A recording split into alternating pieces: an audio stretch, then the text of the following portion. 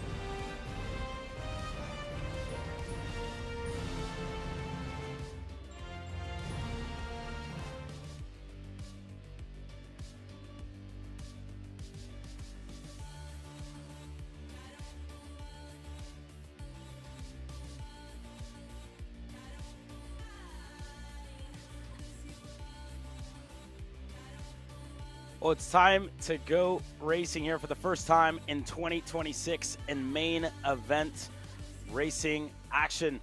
The youngest of stars get ready to hit the racetrack, the Kid Kart class. In qualifying, it was Maverick Reddick who put it on the pole position. When you went to heat race number 1, William Heckman found a response, getting the pass done around the outside. And then from heat 2 and so forth, it was all about Abri Babcock, the young lady from Florida, was able to capitalize with 2 heat race victories to solidify the pole position in the main event. She'll start alongside William Heckman. But Justin, yesterday we raced all the way under the lights. It was a great day of racing, great day to start the year as well. Tell me about your thoughts and what we learned as well from just watching the racing all day yesterday. What we learned all day yesterday was quite simple. You have to be able to strategize for the back straightaway and be smart about your decision making from that point forward, because with the way things work with the poles, it's very technical, where for the most part the only way you make it past there is if you end up leaving too much of an arc. But that straightaway allows you an opportunity to get the best slipstream out of any chances anywhere else. Make sure you get a chance to go ahead.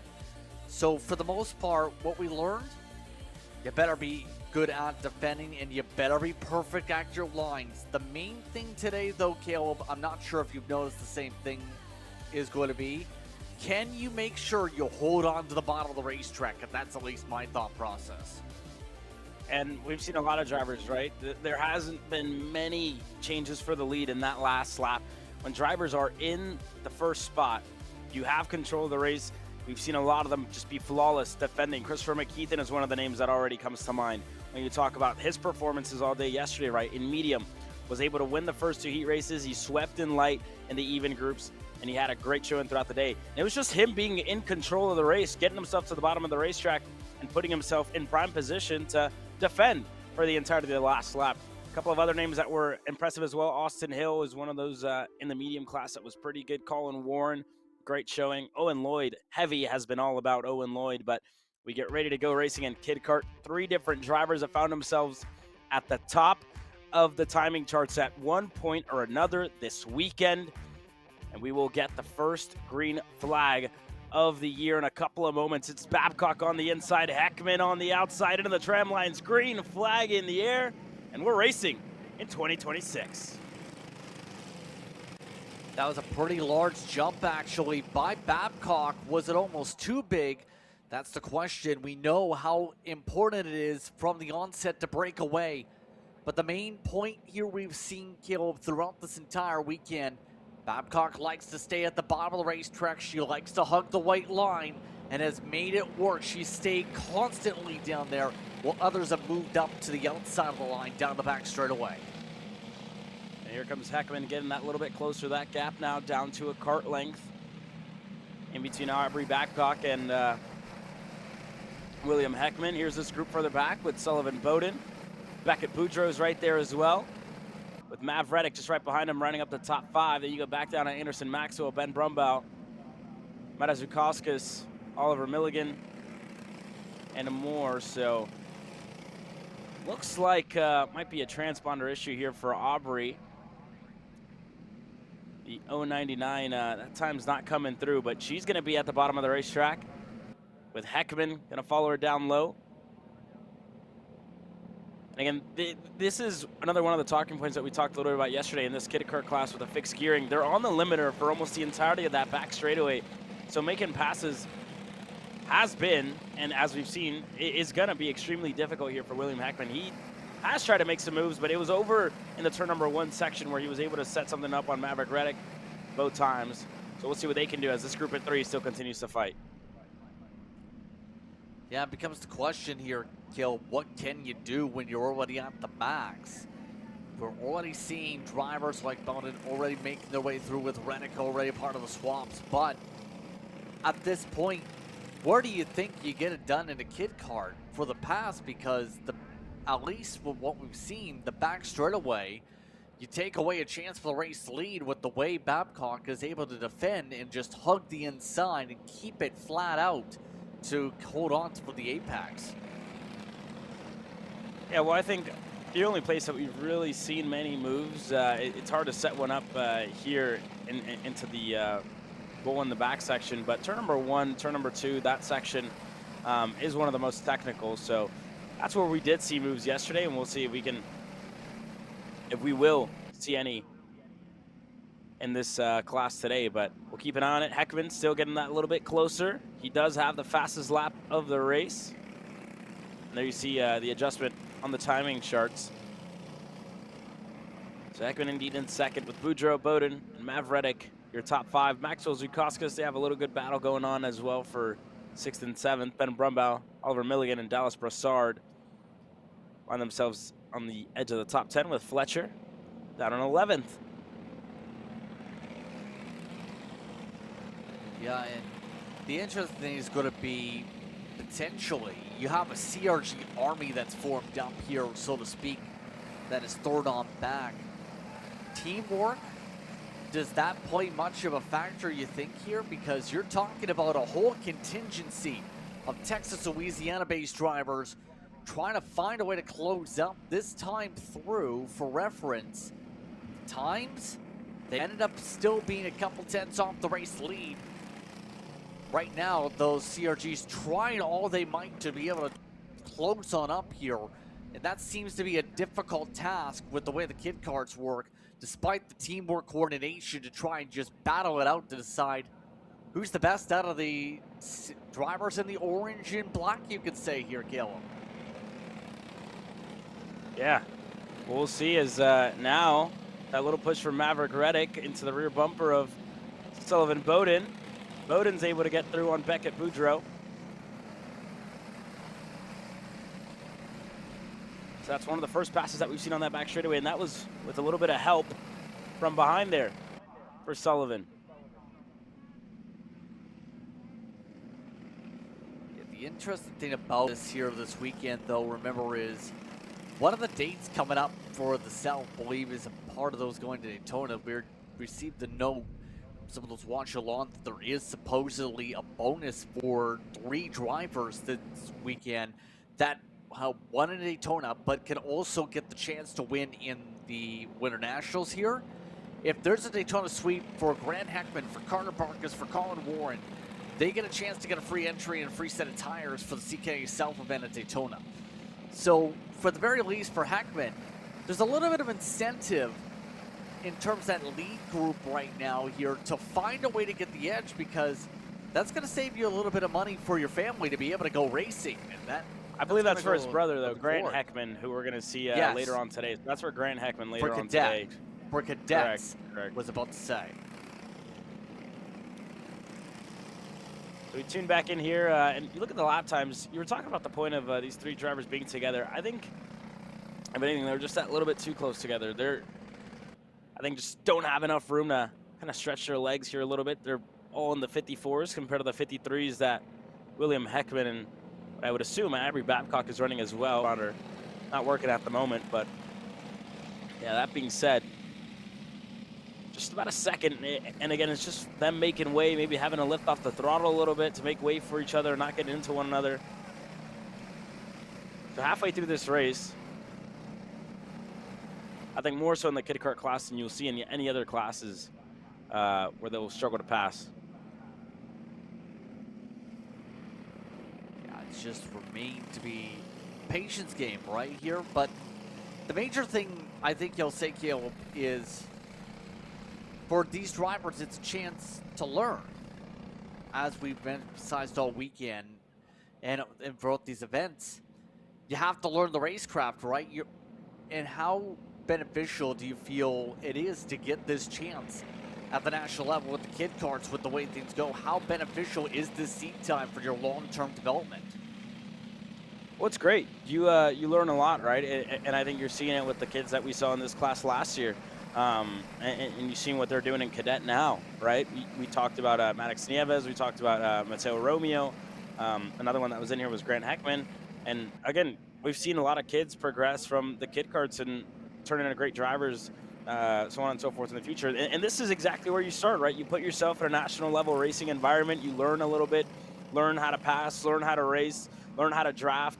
So you learn a whole lot in this kid kart stage. This is the Delavet, goodness gracious, I'm not even going to try to say it again because I think I'm going to trip up, but this is where you develop as a driver, is what I'm trying to say. This is that stage where you're able to learn a whole lot, and again, for these drivers being in the seat, that's the important part, and being a part of a national paddock like this is even greater for them.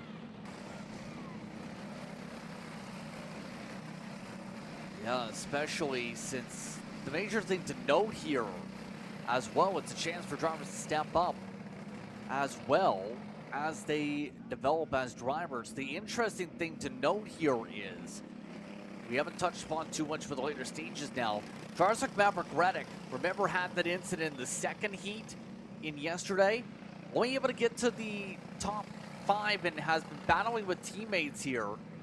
Reddick, we've seen him thrive early on, hasn't been able to get the chance. Speaking of chances, look at Heckman. Took a look to the outside. Not going to make it stick, though.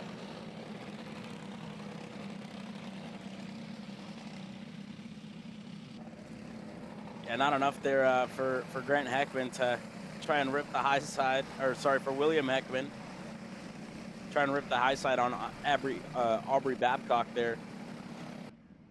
And they'll continue working their way forward here. When we're getting close to the end, 2 laps to go this time by. So for Aubrey, she's just got to hold on for 2 more laps to try and win the first race in 2026 here in CKNA racing action. It's going to be a great start for her in the kid kart class, trying to win the first of the Big 4 national races. Heckman, like he wanted to have a go around the outside, trying to get alongside it, and you see it there, just that inside line, a lot more momentum for these lesser horsepowered kid karts. We'll say it'd be huge for Babcock, absolutely. Picked up the first track championship for Aubrey just this past November when it came to the club scene with an FKC. Now, with the white flag waving, Babcock has a chance to be able to pick up a national win at their home racetrack. She has a chance to defend, just has to make sure there's no runs built up from Heckman for the outside. And here we go. Onto the back straightaway, William Heckman looking to get alongside Aubrey. And again, just can't get a good enough run. So for Aubrey, just having to hold on from here on out to try and take the first checkered flag of the year, the 99. Again, she's been flawless throughout the practice sessions, the qualifying and the Heat 1. We're a little bit of step backs, but When you look at Heat 2, Heat 3, and now in the main event, just a couple of corners left for Aubrey Babcock as she comes across to the front straightaway. Aubrey Babcock is your winner in Kid Kart. Absolutely good weekend. 2 heat races and the feature to be able to add things along for this weekend for Babcock. What a stellar drive. I think Tim Babcock Jr. is going to be very happy to see how things have gone for Aubrey here this weekend. They've talked about having a fast card on social media the past few months. They backed it up here at the national level by getting this chance to win. There you go. For Aubrey, she's your first winner in 2026. She wins it in Jacksonville. And the next time we'll see this young driver should be out in Charlotte at the Motor Speedway when these Kid Karters return.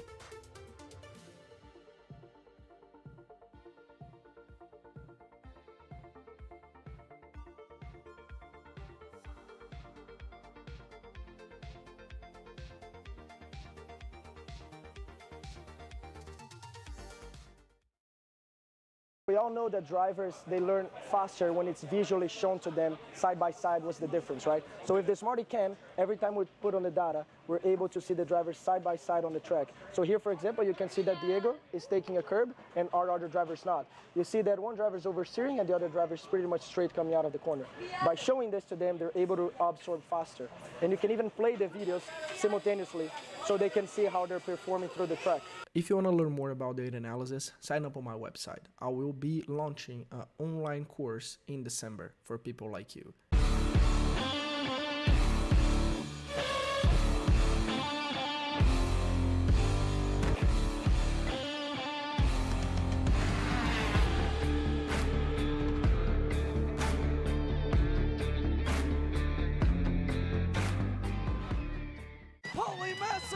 Wins the Wisconsin Grand Prix! James Overbeck on start number 2 gets win number 1 in OKN Stars! On track or off, Brandon Jarsekrak Racing delivers elite performance. Led by 4-time Pro National Champion Brandon Jarsekrak, our team masters driver coaching, data-driven analysis, and mechanical precision at every national event. Contact us today at BrandonJarsekrakracing.com. Cup Kart South's newest sponsor is here, Big B Energy Drinks. Every moment is an opportunity to be bold, be present, and be big. 3 bold flavors: strawberry smash, summer melon, white cherry fizz. With clean ingredients, no artificial colors. A powerhouse of B vitamins, and the energy that actually tastes like a reward. Purchase yours today at BigBEnergy.com. Subscribe and save for a discounted rate, and have your drinks delivered monthly straight to your door.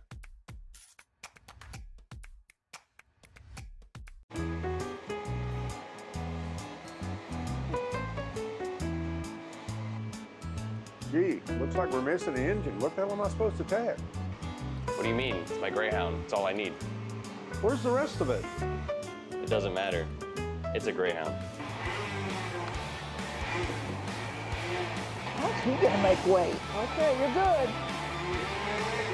I'm sitting by here with Kyle, our race winner. Tell me how you did it. You were blazing fast out there, and I mean, you don't even have a go-kart, man. Tell me about it. Yeah, you know, Norberg, Schmorberg, the Greyhound-powered Greyhound was great today. You know, it makes the difference.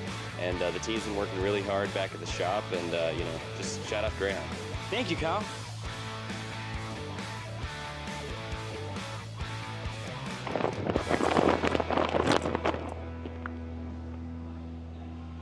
How the did you just win? Doesn't matter. It's a Greyhound.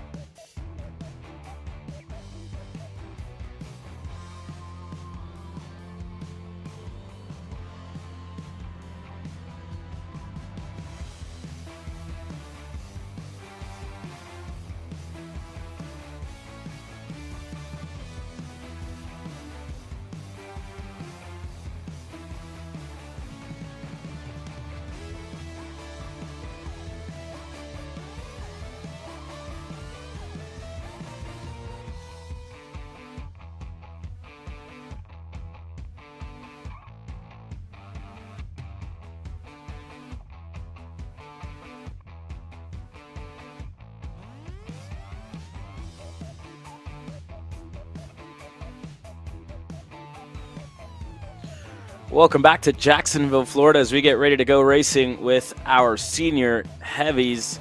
And it's been all about Owen Lloyd, who qualified on the pole position yesterday in the qualifying session and swept the heat races. Looking to complete a full sweep here today. With that being said, let's take you down that starting grid order. Adriano Iannuzzi's also had a good day. Sadly for him, not sure if he's in this class or not. My apologies there. Cody Zababoda is going to start alongside Owen Lloyd on run number 1 with Brady Atwood and Ronnie Kleiss making a good recovery to get himself up in a row number 2. Sean Chiarello and Ryan Curtin on row number 3. Row number 4, that's where you find Brad Davis alongside Christopher Mitchell. Then it's John Young with Colleen McKenzie in the top 10. Then you have Adriano Iannuzzi in the 11th position. Logan Stevens will start in the 12th position. The question's going to be here, can anyone shuffle Owen Lloyd from the point? We've seen how difficult it's been to pass him once he's been in control here.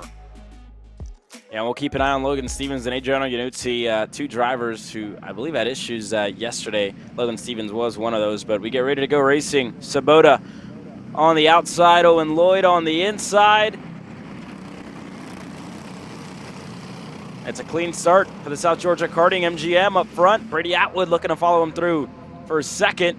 Sabota getting his elbows out, and it's only going to be third as Atwood's able to get cleared. Good start, but no surprise. Look at the shuffling back there. Iannuzzi amongst those, already able to pass by 4 different cars on the opening straightaways. Iannuzzi yesterday, after all, did finish second in Heat 2, also finished second in Heat 3, but with the issues piled up with some of the runs there, now going to have to charge on through from the back, but the issues were 4-2 already. One of the fastest cars on the track. Same for Atwood, already picking up a spot. There they go. And you also saw, take a look at Brady Atwood whenever we got to the back straightaway. Again, he was pointing forward emphatically to Sabota right behind him, right, telling him, let's push forward. You saw what happened all day yesterday as well, Justin. Whenever you give Owen Lloyd the chance to just break away and set in fast lap times, he will do so. And the same for Adriano Iannuzzi, who's already making moves further back in the field. He's already up 4 spots, make it 5, as he was able to pass Curtin there for the 6th spot. So Iannuzzi's already up to 6th and making up a little bit more headway. Right now, you have to think about this too, Caleb. 18 laps is the big thing for those who missed from yesterday's conversations at the distance here for just about all your finals today, outside what we just see for Kid Kart. There's so much opportunity to recover as a result here in theory, so it leaves you a chance to make some moves if you're able to play your cards right. See some of our moves right now with Kleiss, for example, able to leapfrog ahead. But quite simply here, at least, not sure what your perspective is here. If you make a mistake, you have a lot more time to recover compared to yesterday, where if you made a mistake, you were sunk like a boat. Yeah, very good point, right? 18 laps, these races are a little bit longer. You don't have to force moves as much as you would over a 10-lap heat race. You almost have double the distance here today. So that changes a lot of things. And again, to further that point a little bit, right, there's been a lot of things that are going to be different today.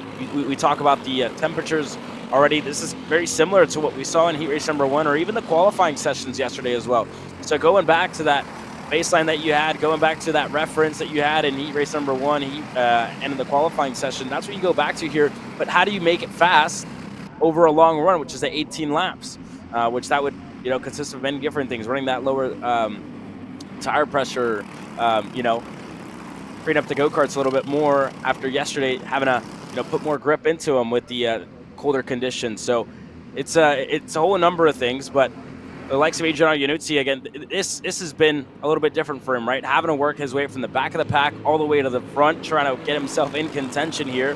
And you see it, 2 passes in the span of 1 lap, able to get by Kleiss, and now able to get by Chiarello. So Adriano Iannuzzi and the Coyote machine already up to 3rd, and Kleiss looking to follow through as well for the 4th spot. Chiarello, again, just able to carry enough momentum on the outside of the bowl and keep it ahead of him. for fourth. Yeah, great driving so far for the 41. 1 of 2 entries. Him and the 3 are teammates, mind you, with Kenner Brown Racing when it comes to the team side. And keep in mind, you do see Monsto's coming off the run at Daytona and ended up just with Daytona missing time because he was a part of a Spec Miata race at Sebring a couple weeks ago before going into car week action. So it's been a past couple weeks of busyness if you're the 41. Yanuzzi's got himself some good momentum here. The problem's going to be now, how is he going to close up to the top 2? Because the top 2 are working together very well, and they're just outside of reaching drafting distance. 1.5 seconds, they need to be getting under a second to have a chance to latch on. Yeah, as we keep an eye on it here as well, Atwood's been able to hold with Owen Lloyd. As the next time around, we're going to get closer to the halfway point. And again, you see it here. Atwood, even though he's right there with Owen Lloyd, he's not really able to get on the rear bumper of Lloyd. And you see him just, Lloyd looks a little bit better out of the corners. Able to spring off a little bit better than Atwood, which is keeping his gap consistent. And this group further back, it's about to be a group of 5. As it looks like Sabota's right there in the 6th spot, Curtin in the 7th. And I'm not sure if Stevens in the 37 was able to get to the rear bumper, and he's not. He's currently back down with Davis, the 18, who's in 9th at the moment. And you see that group there. There's Curtin having a look to the bottom of the racetrack on Chiarello.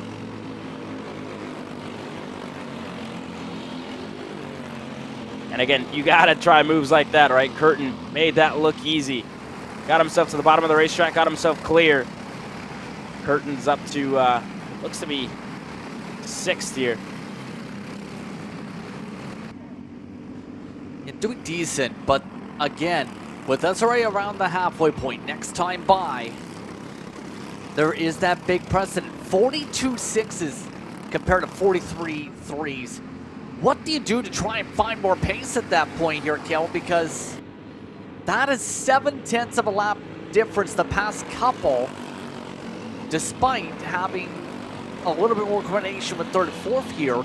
The first 2 spots are just flying away with the personal best laps of the race by any farther metric.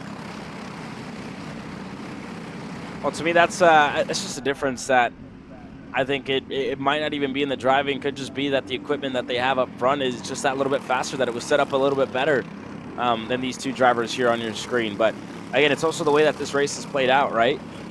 For them, and in comparison to Owen Lloyd and Brady Atwood, they've just been able to set in lap times. It's almost a practice session for Atwood and Lloyd, while Yanuzzi and Ronnie Kleiss are in a race at the moment, having to race their way through, right? 2 of the drivers that we saw throughout it. So nonetheless, it's 7/10. If you're missing that at this stage of the race, halfway through, that's a big gap. That's a big margin to try and make up, especially with us reaching the halfway point. Only 9 laps left, so we're halfway through. Still a lot of plotting and planning to go, but give a shout out so far to what we see with Curtin able to hold on to a decent spot at all this. But Sabota is the big thing, at least to me, where we've seen the 05 just lose ground. You see even the hand signals on trying to stay in line to work together. This has been a big fall off compared to yesterday, where Sabota had arguably a top 3 kart much of the way. But I think the big thing we're seeing is, you talked about Heat 1 comparable temperatures. Sabota just, I'm not sure if you noticed this too, is running the exact same pace right now in terms of positioning that he ran compared to Heat 1 yesterday. He was much quicker when it was cooler track temps. Oh yeah, and again, that's also one of the things that we talked about yesterday, right? With the warmer temperatures, they won't go as fast. When it's cooler, they will. And again, racing into the night was one of the biggest key factors in that. And as we're seeing, Adriano Yanuzzi, Ronnie Kleiss, look like they've found a little bit more, get themselves into the 42s now. But again, 2.5 seconds are going to lead to a lot of fighting.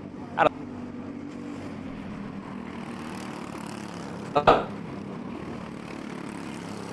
try and make up a couple of spots here, Justin.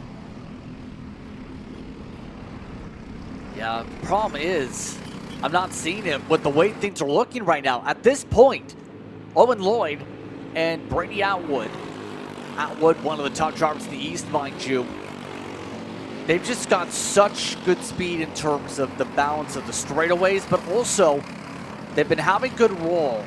You see how much they're able to carry with them running up to 2 to 3 tenths quicker per lap. We're talking about this with Xander. It was more so about the kid car conversation, but I think it applies a little bit here too.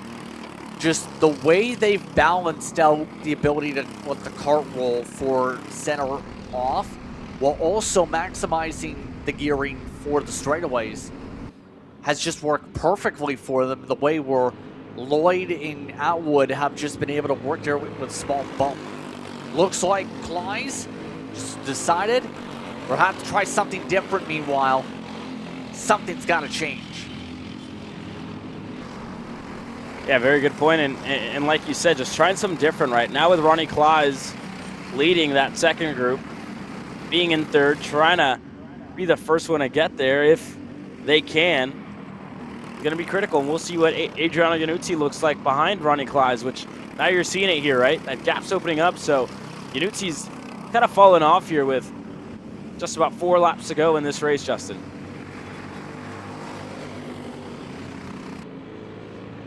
And with all this too, seeing some great coordination for a couple of the groups. Still a couple laps to go after this point. The big thing I think about too, we want to reference back to the gearing side of things, is you have that ability with the cart behind, even though they're going to lose ground coming out of the corner, to be able to push once the lead car has that hits themselves on the rev limiter with these carts, and that's where we're seeing it really maximize. A lot of the tape I watched along was exactly that, where you push by 2/3 mark down the back straightaway. We've seen that work perfectly for the front two, and it's not been that close together now in the past few laps for everybody else. That's really solidified things. The question is going to be now, though, Caleb, when does Atwood go, if he does, to take it away? And better yet, does Iannuzzi try and take away a podium from the 7 with a run himself here? Well, it's got to be sooner rather than later, because the 2.6 just flew in the air. As now Brady Atwood going to try it, getting side by side with Owen Lloyd, and the number 6 for the first time this weekend will lead laps here in Jacksonville, doing it in a prime time.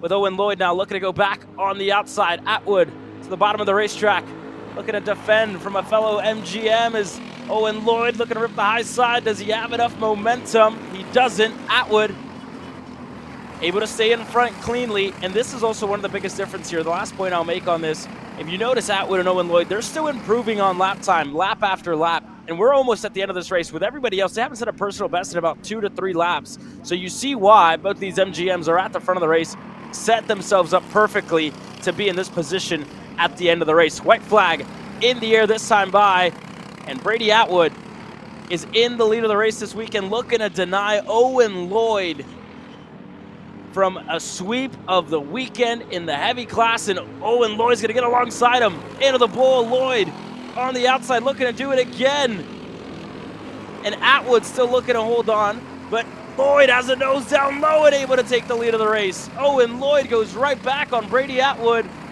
with 3 corners to go. Lloyd had a fight for it. It wasn't easy. Atwood challenged. Atwood still challenging. They're going to go side by side to the line. But Owen Lloyd in the 119 sweeps the weekend in Jacksonville. Took a lot of effort to hold on the outside. It seems like a couple carts today have been able to make that work a little bit better today. It's not like a Sportsman or Cadet where you have a little bit of room, but Atwood tried it with the original cook from the corner exit out of 2. Lloyd ends up getting the win by 56 1/1000 over Kleiss. You don't see Devona amongst the top 5. Curtin in the top 6 here today. Lloyd gets the sweep of the weekend, Caleb. Yeah, what a drive out of the 119. He'll look to do the triple later on today when we see him in senior light and we see him in senior medium. And an unfortunate weekend for Logan Stevens here in Jacksonville. Not closing this one out. That being said, though, the juniors get set to hit the racetrack next with 30 plus, getting ready to go to war.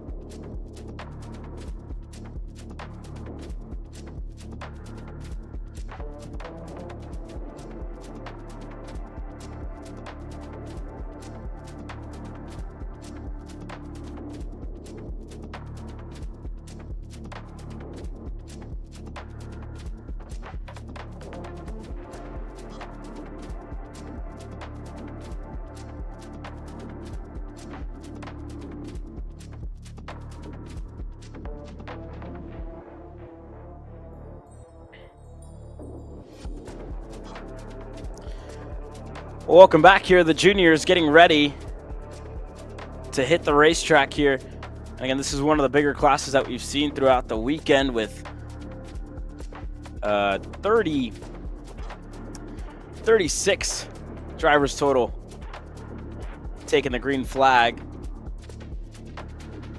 here today. And again, one driver in contention, a race for free when the CKNA South Division heads out to Daytona, just about an hour or two down the road, is Carter Barkus after winning Daytona Kart Week, looking to sweep this weekend, and he will sweep pretty much the month of, really, if you do December, January, the first two races of the year. He would sweep and get himself a free set of tires, as well as the free entry whenever they go down to Daytona. So Carter Barkus, again, one of the drivers that has been impressive. He's starting on the pole position here today. Tegan Schneider has also had a great showing. He won both of the first two heat races in the odd group, but Hudson Jack Erlin was able to respond in the third one and able to get himself a win. Wyatt Fink was the driver that qualified on the pole position, and he's a bit further back compared to the two drivers just previously mentioned. But that being said, this is the first time we will see both groups combine this weekend, and we will see all 36 206 juniors hit the racetrack at the same time. That being said, let's take you down to your starting lineup. Carter Barkus and Tegan Schneider, two of the winningest drivers throughout the day yesterday, and two of the standouts as well, two of the newer standouts throughout the year, with a lot of veterans, if you will, of the class moving up. These are the two new stars that we are keeping an eye on. Hudson Jack Erlin and Jet Price are on row number 2 with Carson Benjamin and Max Hudman on row number 3. Row number 4, Wyatt Fink will feature with John DeBoer alongside. Race Beckman will start in 9th position, row number 5 alongside Layden Mull. Then you switch things over to the next tab. you'll find Black Curl, who will look to try and push ahead of Kellen Weiss off the jump from row 6. Cooper Ball and Hayden Jewel amongst the top 14. Chambers O'Brien in the top 16.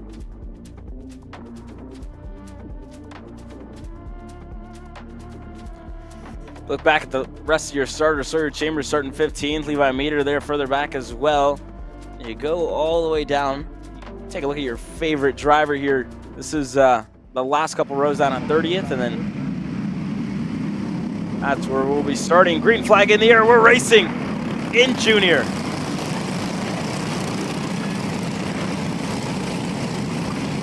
And a huge pileup on the exit of turn number 2 as everybody try to work their way through. Not everybody is going to get clear.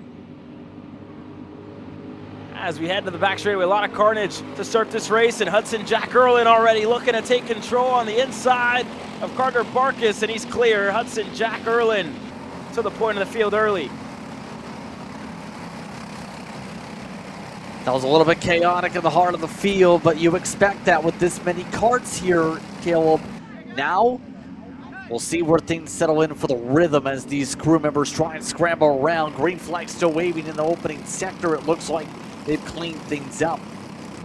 But remember, every time we've seen Barkus have to be put into a place of offense, he's been able to get control in the later stages, and then has been very perfect on his line for the back straightaway to prevent any runs to the inside. Can he do that again before the packs converge again to be able to solidify things up front, or will he just go with the ebbs and flows and see where things shake out with Benjamin and Snyder to see if they are willing to work with him? Yeah, well, here we go. This group's going to stack up. Hudson Jack Erlin is taking a couple of long looks over the shoulder. Knows that he's not safe. It's here comes Carson Benjamin. Tegan Schneider's right there as well. You go back to find Wyatt Fink. Again, with the fastest lap of the race. Ryan Curl, Cooper Mole, down to Leighton Mole as well. They're all in a single file line, and Hudson Jack Erlin, again, not wanting to lose the lead early. And just showing his hand here. And this is where Carter Barkus is going to get pressure from behind from Carson Benjamin, right? If Barkus stays content and is happy to stay behind Hudson Jack Erlin, I'm sure Carson Benjamin won't want to stick around for too long and afford getting past from somebody else. Luckily for him, though, Tegan Schneider, a teammate, fellow Mark Steele Motorsports machine, is right behind him and staying in tow. And there goes Barkus looking on the inside of Hudson Jack Erlin, looking to get that move done. Does that level of urgency pick up because of the amount of karts? It's almost like a conga line, but look at this. Barkus just didn't get a good run coming through, let everyone by. Just didn't get the best of chances.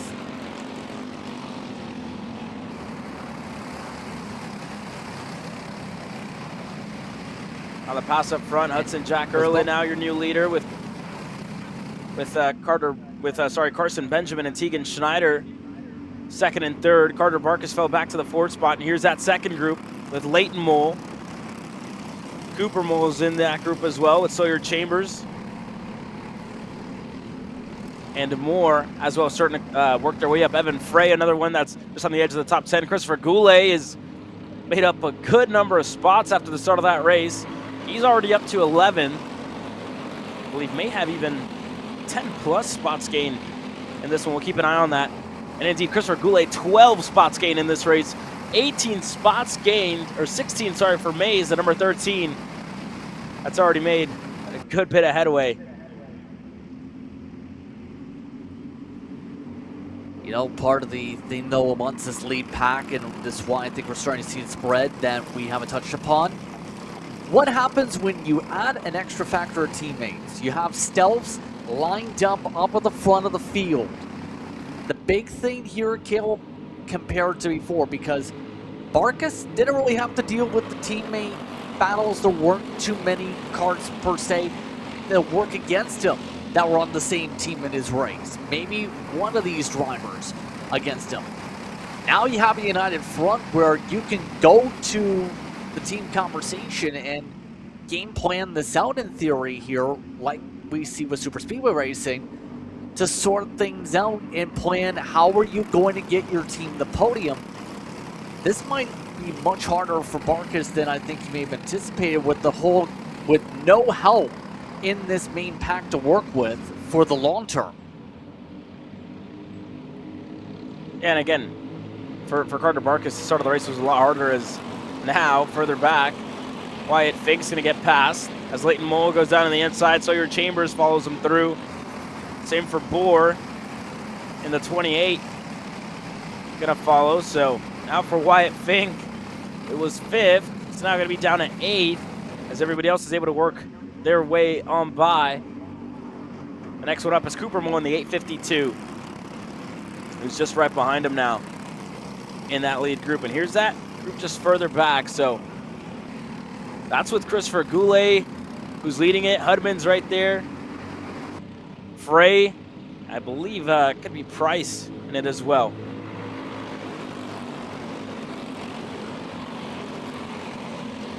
Now, we'll say we've seen the Moles in all the races this weekend look pretty solid.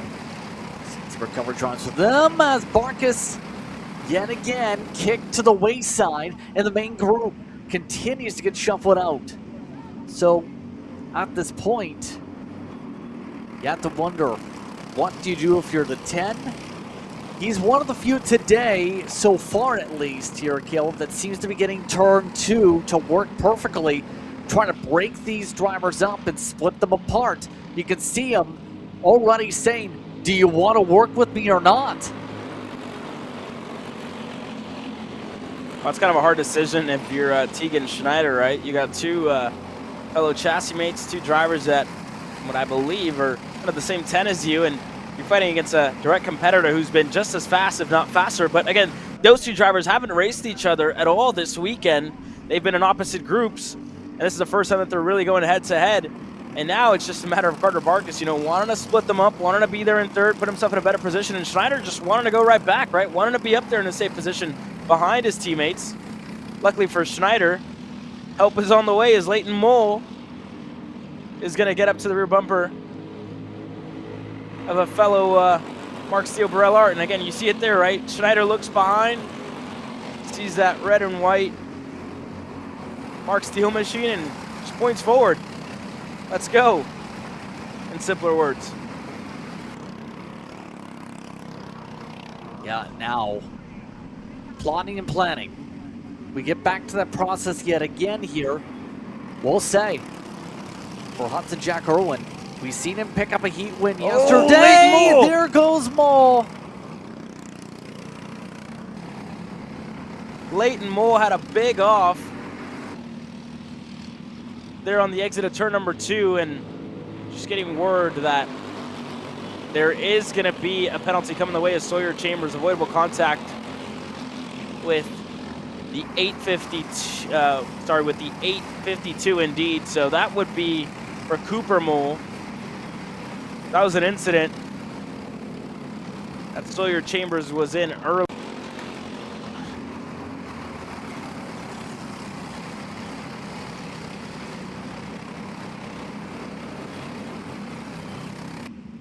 Stops, but he's still going to have 5 laps to try and hold off the pack. The driver for Kokomo will have Barkas now to have to deal with the set for second. There you go, Carter Barkas mixing it up and getting himself right behind Hudson Jack Erlin. And we'll see how long it takes Hudson Jack as well to take a look over that shoulder, see that it's not one of his teammates behind him anymore. It's Carter Barkas looking to sweep the weekend for himself as he sees it now. Going to put it at the middle of the racetrack. Barkas not going to go that much lower as Chambers will. Looks to get 2 in 1. Goes by on Schneider, looking to go by now on Carson Benjamin. He's going to get both of them in the process. And Chambers has been putting together a great drive. But again, you got to think of that penalty coming his way towards the end of it. He's scheduled to finish behind Cooper Mole, which is down in 8th, and then another 2. So that would be 10th. As it stands, as Erlin goes wide, Sawyer Chambers goes clear, and Chambers is now clear for 2nd. Hudson Jack's back to 5th as quickly as that, and now Chambers is the driver behind. Pressure is on, to say the least. Now, Barkas is exactly where we've seen him be in command in the late stages of the heat races. Can he hold on here for a few more laps? Coming to 3 laps to go. Now he doesn't have the team members lined up per se behind him, but he has new players looking to dance. I don't know how this will work with Chambers being a factor. If anything, it might be a bit helpful since he's not going to be for position here at the end. Used as a buffer. I don't know what your thoughts on how this would play out with Chambers being a factor here, but you have all the air stealth machines trying to figure out a way to get around Chambers, knowing the situation. Well, we're getting close to the end here, and again, these drivers aren't going to know that there's a penalty headed the way of Sawyer Chambers. They're racing from here on out, as Barkas still in the lead of this race now with a different face, a new face. The first time we've seen Chambers even inside of the top 2, even inside, I believe, of the top 4 throughout the weekend. Erlin's back to 5th, with Schneider in 4th, Carson Benjamin in 3rd, and Carter Barkas, a lot similar to what we saw yesterday, in control of the race, just like he'd like to be. And Schneider now looking to mix it up with a fellow teammate in Carson Benjamin. A little bit of sideways action in between Schneider, and he has to just check up a little bit. But here comes the rest of the group. Bohr is on his way. Leighton Moore is coming as well, with Christopher Goulet, I believe, and Cooper Moore all working their way closer and closer to that lead pack. It's going to be a little bit treacherous coming up to the final time around, especially with Barkas going to have to hold off Chambers, who, as you said, might not know about the situation for his side. With the white flag waving, the stealth machines are going to need a big run built up with some side-by-side coming up. Coming out to the back straightaway, Barkas hugs the inside. Stealth carts all fall soon. Everybody hugs the inside. Barkas making his way up to the bowl. Will Barkas be able to defend, though, for the mini bowls to try and hold back 325 and hold on the net lead on the racetrack? Couple more corners to go as Chambers doesn't get the chance for the run. The stealth machines stay on behind. It's Barkas coming on through from Daytona to Jacksonville. It's Barkas who gets it done. What a drive all weekend long for Carter Barkas. The number 10 is going to go to Daytona once again, this time for free. Carter Barkas, what a drive all weekend long to get it done, to capitalize on a win. And again, he was shuffled back, and he's now standing on top of the podium in junior. Yeah, gets it done by what's going to be 2/10 on the potential on the official side. Chambers, remember, going to be at least back behind 9th, around 11th by the math. Yeah, Benjamin, Snyder, Irwin up there as some of the others. Give shout out to Mays. Went up a lot of spots to get into the top 15 after starting somewhere in the 30s. 13, a decent charge for the pack. And you look back to a couple of other drivers here as well. Max Hudman finishing 11th. Jet Price, a driver who was putting together a good string of results. Start of the race just didn't benefit him at all, with Samuel Warrior as well in 13th. Aiden Jewell 14th. Kieran Mays, your top 15. There's the last couple of drivers, only about 23 were able to cross the line, if even that. That being said, with the juniors done and dusted, the legends get ready to go at it for 18 laps.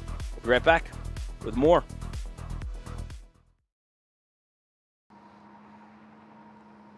Cat food marketing. $9.99 a month. Dude, Caleb, wake up. Dude, we're live in 5 minutes. Let's go. Come on. What are you doing? Dude, I'm so sorry.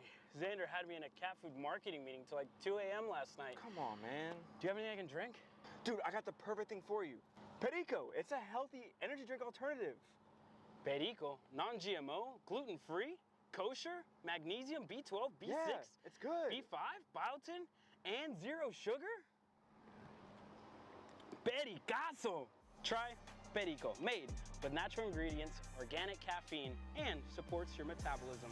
Try the new official energy drink of Kart Chaser.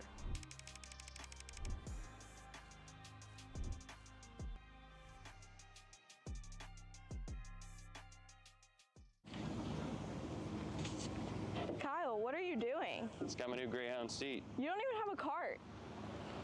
Doesn't matter. I have a Greyhound. Who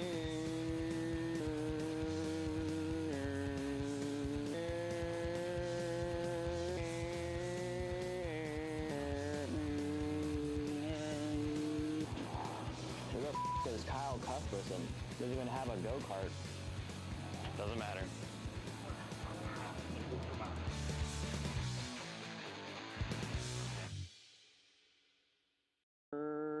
Cuthbertson threw on Turney. Turney in the dirt. This is more than a race. It's a destination. Cup Karts Canada invites you to the Canadian 4-Cycle Championship, May 15th to 17th at Mont-Tremblant, Quebec.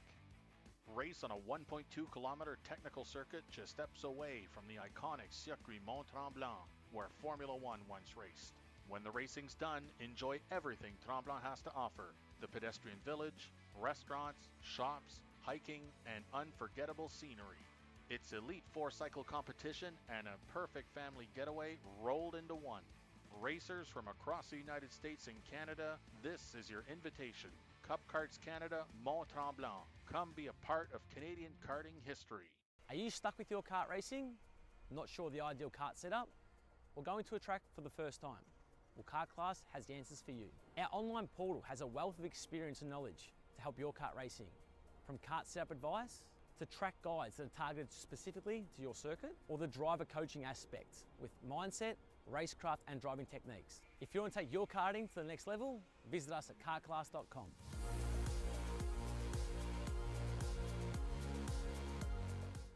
You know, I'm really starting to like this go-karting thing. Yeah, me too. Oh my gosh, can I show you this cute dress I just got? Yes, of course. Oh my goodness, it's so cute. I just love shopping. I love shopping too. Oh my god. Wait, did you guys say you like shopping? Of course. Well, dude, I have the perfect place to do that at. ShopPayKara.com. At ShopPayKara.com, you can get free shipping on orders $200 or more. You can get anything you want, like MXC rims, gloves, rib vests, shoes, anything that you need, all at ShopPayKara.com.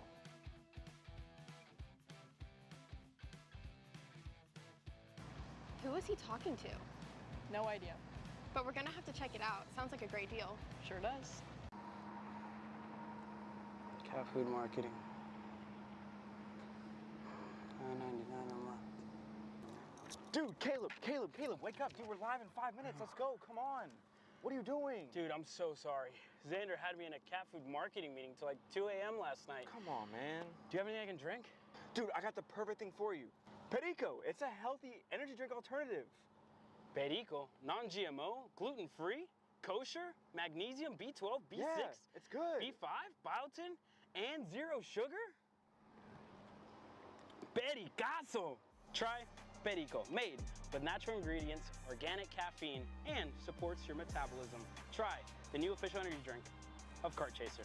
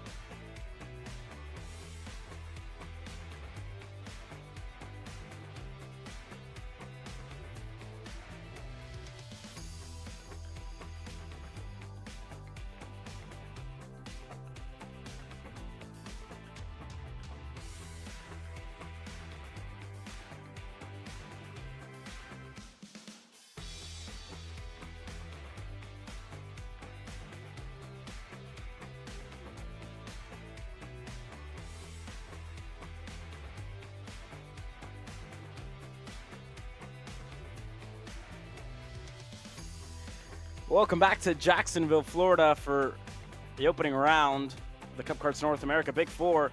The Winter Nationals, we go racing with our legends. Paul Nakin starts on the pole position alongside Timothy Clark, Ellie Yanko, and Ron Claus on row number 2. Row number 3, Tim Hannon with Todd Barron getting his chance to start towards the front today in the top 6. Jeff Chalmers will start in 7th today with Chad Miller in 8th. Rounding your top 10 today, James Perkins, Anthony Harwin rounds out the top 10 as we switch to page 2. Michael Wells and James Insko start on row number 6 with Chris Schell and Larry Pike on row number 7. Brent Estes and Martin Peterson on row number 8 with Michael Chidester on row, starting 17th there, sorry, on the starting grid. My math is definitely not mathing there in that one. Sorry about that.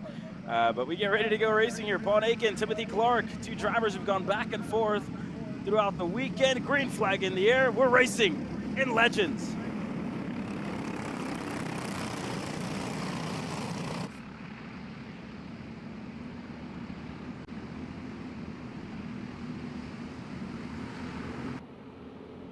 Start for the field as they make their way down the back straightaway. Will say we've seen things stay pretty calm amongst this field.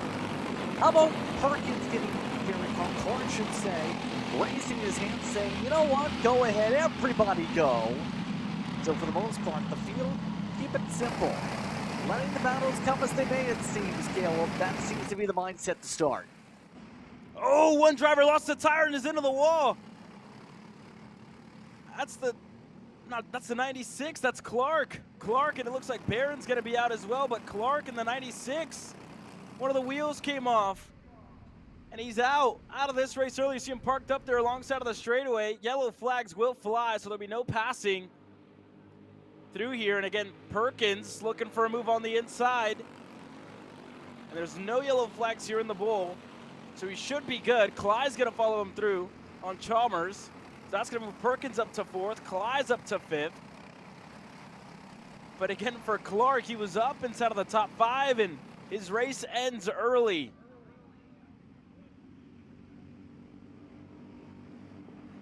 Yikes, to say the least. All I can say is, my bad for the commentator's curse. I say, treating it nice and calm. The tire immediately says, no, no thank you, I'm going to go roll away now. And at this point, Clark had a good weekend, down position. We'll say, I can't put it on the nitro boost right now, the 99. I don't know about you, but every single time we've seen him throughout this weekend, he's pulled away and has great long run speed at the 99. Yeah, I'm keeping an eye on a couple of other drivers. James Perkins, the first time we are talking about him right now. But the 51, again, who's up in a 4th. He's gained a couple of spots. He's up 5 spots, and you got to look back to Charlotte last year whenever we were there for the Spring Nationals. Perkins was able to win in what was almost a 3-way fight with Phil Pignantero and a couple of other drivers as well. And Perkins was able to get the best, and this is the best that we've seen him so far this weekend. He's had an up and down weekend for sure, but now getting himself up to 3rd. This is by far the best that we've seen of James Perkins, and it looks like it's finally coming together here in the main event. And luckily for him, we're just 3 laps in, about to be 4 laps in to this race, starting lap number 5. And Perkins is already up to 3rd after starting a little bit ways down. Next one up is Ellie Yanko in the 470, and he's only a second and some change back from Paul Nakin in the 99. Yeah, right now, they're trying to work together. That's the main point. Try and maintain momentum. Push, push, push. Close up. The tough thing for them, though, is, remember, ball's been up to 3/10 quicker in some cases. For example, good comparisons qualifying. Up by 3/10 per lap on average compared to everybody else while running on his own for the most part with the toe. I think we're seeing that exact case right now. Half a second this time through. Even without draft, that 99 just has the speed set up perfectly on the gearing and the setup balance to be able to run away from an entire pack of karts who are now saying, you know what? We've got to try something different. Yanko's not making it work. And the contact! Eli Yanko and Tim Hannon get together. And again, Yanko just wanted to slot back in a line right behind James Perkins. And they made contact. That allows Ron Kleiss to work his way through into third now. But again, Perkins, lap after lap, he's been making up spots. Hasn't even been able to set in a personal best yet. But now he's got clean air and nothing in front of him except the 99 of Paul Nakin that he's trying to chase down. And with a little bit of help from Ron Kleiss, this group of two, they'll see what they can do together. Yesterday, Ron Kleiss won heat race number 3. Tim Hannon was the driver who put it on the pole position, and Aiken won both of the first 2 heat races. So Kleiss, we've seen that he has race-winning pace. We saw it in heat race number 3. We just haven't seen much out of Perkins, but again, we know with the track record that he's had over the years, finishing on the podium at many Grand Nationals, he's definitely a factor when you talk about Cup Karts North America Legends racing action. And we're finally seeing him coming to life on that prototype Brava machine. Now looking to chase down Nakin. Hear that gap? If you're interested, 2 seconds with Eli Yanko now setting a personal best in 4th. So we're just getting to that halfway mark. And you gotta think, you gotta ask yourself, is this enough? Is it gonna be enough for James Perkins? Or did he come to life too early in this race? It's another question that popped through my head as you're seeing how fast he was in the opening laps. It's a great question with the tire pressure, and better yet, where we were talking about this with the heat cycling on the tires and reaching past that optimal point. We talked about trying to make sure, or I try to refer to the question because of this here, Caleb, of making sure you're staying in the window for today. And I think right now for Perkins, you see that with the swap right now with Kleiss and company, might be trying to cool things back down a little bit, just stay in a rhythm, make sure he doesn't fry the tires for the final half of this race. Because this is also good, right? This is also good because he's in 4th right now, and he doesn't have to push as hard as you would if you're Ron Kleiss. If you're Ron Kleiss, you're pushing it a little bit harder into the corners, going a little bit deeper into these corners. And for James Perkins now, with being in 4th, he can break that a little bit sooner. Sadly for him, though, that gap has opened up. So you got to think, were those tire pressures too high? Did he fire off too early? And I think that's exactly what we're seeing now as he's under pressure from Jeff Chalmers and the number 12 right behind him. And yeah, he's going to get past here on the back straightaways. So unfortunately for James Perkins, it was a good start of the race. But halfway through, seems like it was a little fast, just a little too early. That being said, though, being behind, being in the position that Eli Yanko is right now, that's a little bit better for him, right? Able to cool down his tires, doesn't have to push as hard as maybe a Ron Kleiss will do to try and chase down. I will say Ron has been quite fast, as looks like he's having some sort of transponder issue as well. But nonetheless, he's starting to open up his gap to Eli Yanko. So Paul Aiken has extended it about 4 seconds. With a good little bit to go, I think Kleiss has made a little dent in that. We'll see. So a lot of racing to go. But again, Kleiss is going to have to push with everything that he's got from here on out to try and catch the 99. And I don't know if there's going to be enough there to close up with what we've seen from Paul all weekend, though. Because Paul continues to set the tone quicker after quicker lap times. We'll say, Ron, the last time that just came through wins the 42.7. So Kleiss is picking it up at the right time. Now it's the question, can he latch on to the draft here? That's going to be the critical thing, is to get within draftiness to have a chance here. That is going to take perfect driving here, potentially, from Ron, who's looked competitive in both his classes. Yeah, so a second and a half. My apologies with the transponder issue that he had there. Threw me off a little bit on the gaps. Certainly a lot closer. Now we'll see. It was a second and a half last time by. It's about took a tenth out of the gap there. So number 7 does have a little bit of an upper hand. Both of them in the 43s. We'll see. It's a tall ask.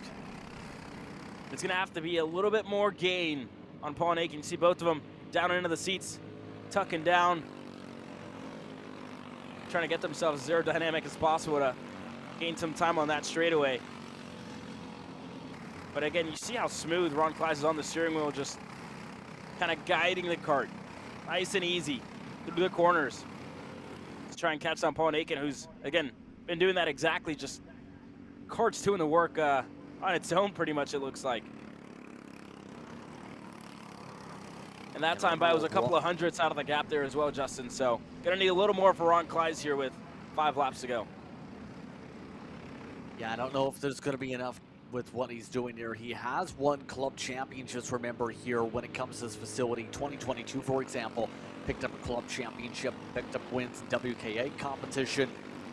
But it's going to be difficult to close up to someone that, in this region of racing, has been very competitive. We've seen it at Apex South with Nick and the contender. We've seen it cross over. The other pack, though, we'll say all strung together. Some good battling going on with drivers like Barron, with Wells, with Miller.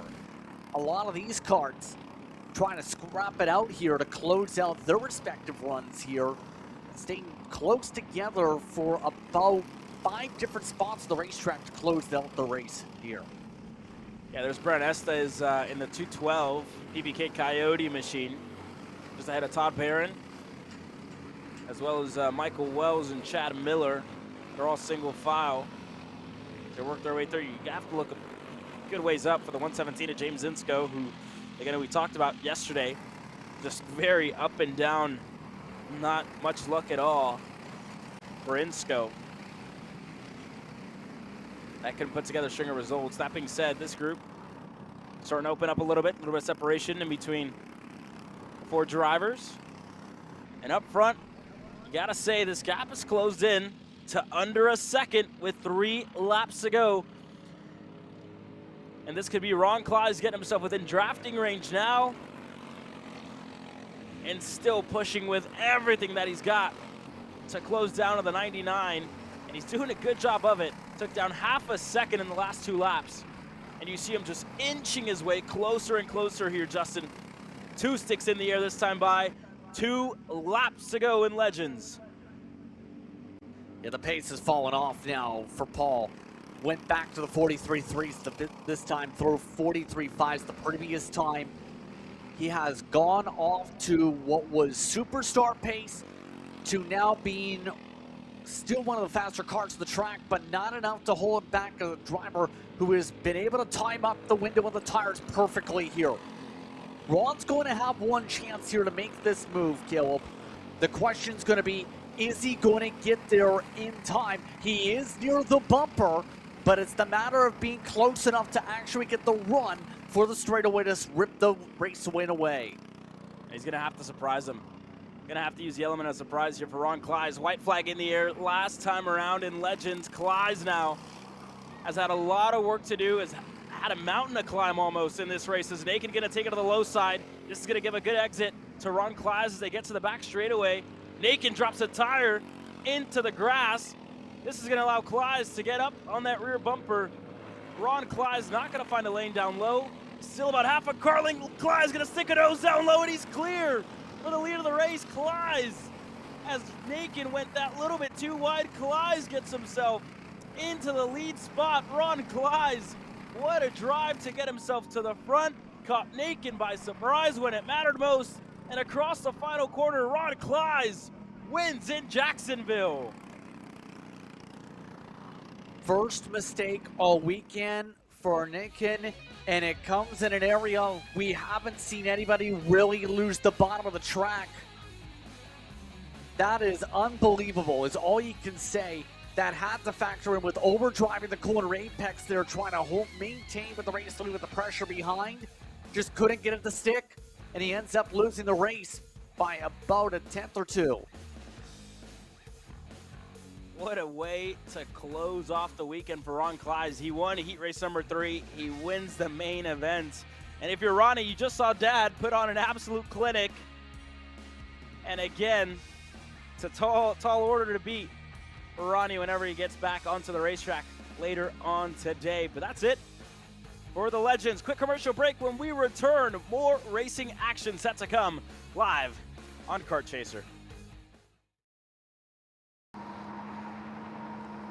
Cat food marketing. $9.99 a month. Dude, Caleb, wake up. Dude, we're live in 5 minutes. Let's go. Come on. What are you doing? Dude, I'm so sorry. Xander had me in a cat food marketing meeting till like 2 a.m. last night. Come on, man. Do you have anything I can drink? Dude, I got the perfect thing for you. Perico. It's a healthy energy drink alternative. Perico, non-GMO, gluten-free, kosher, magnesium, B12, B6, Yeah, it's good. B5, biotin, and zero sugar? Pericazo! Try Perico, made with natural ingredients, organic caffeine, and supports your metabolism. Try the new official energy drink of Kart Chaser.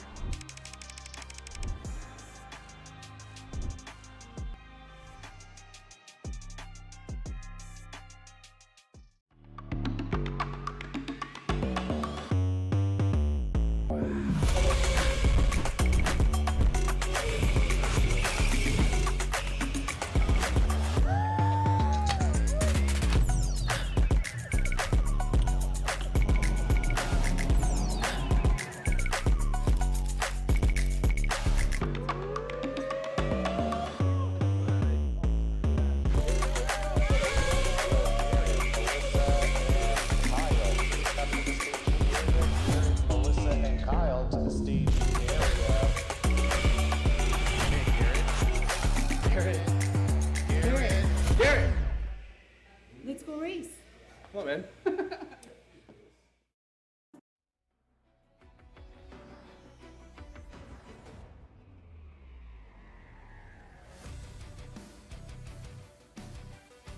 Well, welcome back to Kart Chaser's live coverage of the Cup Karts North America Winter Nationals. We get ready to go racing with your cadets. Grant Heckman has been flawless so far this weekend, looking to race for free whenever we go down to Daytona for the South Division. Hank Lai running alongside him on row number 1. Spencer Height and Maddox Nieves, rookie, on row number 2. Tom Gagnon and Ruben Greer on row number 3. You go down to Mason Poole and Mateo Romeo on row 4 with Cooper DePontes and Joshua Polchlapek on row number 5, your top 10 starters. You go down to your last couple of rows with 13 drivers making the trip. Beckley Anderson, Alex Schomer, and Skylan Mangrum, your 13 drivers.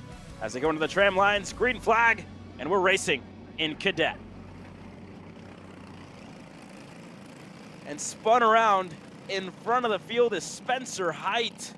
Spencer Height goes around. There's another driver involved there. Looked like it was Mason Poole, maybe. Or no, sorry, it was Hank Lai. Hank Lai in the 48 was the driver involved. And now Maddox Nieves going to be the next one up with Gagnon right behind him. And Ruben Greer up to 4th as Grant Heckman with a gift and a half after the start of that race. A huge gap for him. That's at about a second plus as we complete the first lap. Well, that started about as wild as it could. Once again, drivers are trying to fight so hard to be able to get to the inside by turn 2 with the crest that it's causing absolute stack-ups. Right now, though, Gagnon, prime opportunity here. Keep in mind, Greer had an avoidable contact penalty in Heat 3 yesterday. Looking to keep it clean and able to just find the bottom. Greer, not sure about your thought, Gilb, just is able to pounce in a lot of cases here. And there you go. And again, Ruben tried that move just a lap before, and he wasn't able to get himself fully alongside. He is now, so now he's up to 3rd. And again, Ruben's one of those drivers that we talked a little bit about yesterday, right? Getting himself into the mix, starting to work his way further up the field. Now this is the highest we've seen him all weekend long. Up to 3rd, right behind rookie Maddox Nieves.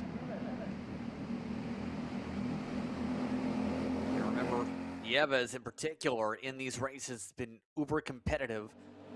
In race 1 yesterday, picked up 2nd, then fell back to 4th in Heat 2, Heat 3, had issues, then seen him drop a little bit further down in the order to 7th. So it's Nieves, he's got the ability to pounce here. It's just going to be the matter of holding back a lot of these pass attempts. which right now are coming left and right with drivers like Gagnon now in front here early.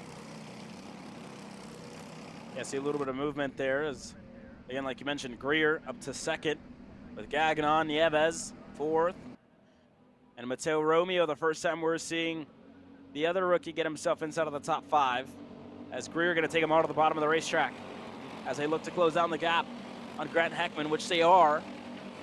They're at about just under a second. And again, with Greer at the point of this field, at the point of his group, I should say, they're making up a good bit of time on the 222 at Heckman. We'll take a look at the gap this time by. And again, another 10th as Greer sets another personal best lap time. And the gap to Gagnon starts to open up, and Nieves, you see him start to get uneasy, wanting to go on the 09. And you can see right now, this choo-choo train just has that strong impact, even with the swap drafting going on, so to speak, if you can call it that, behind.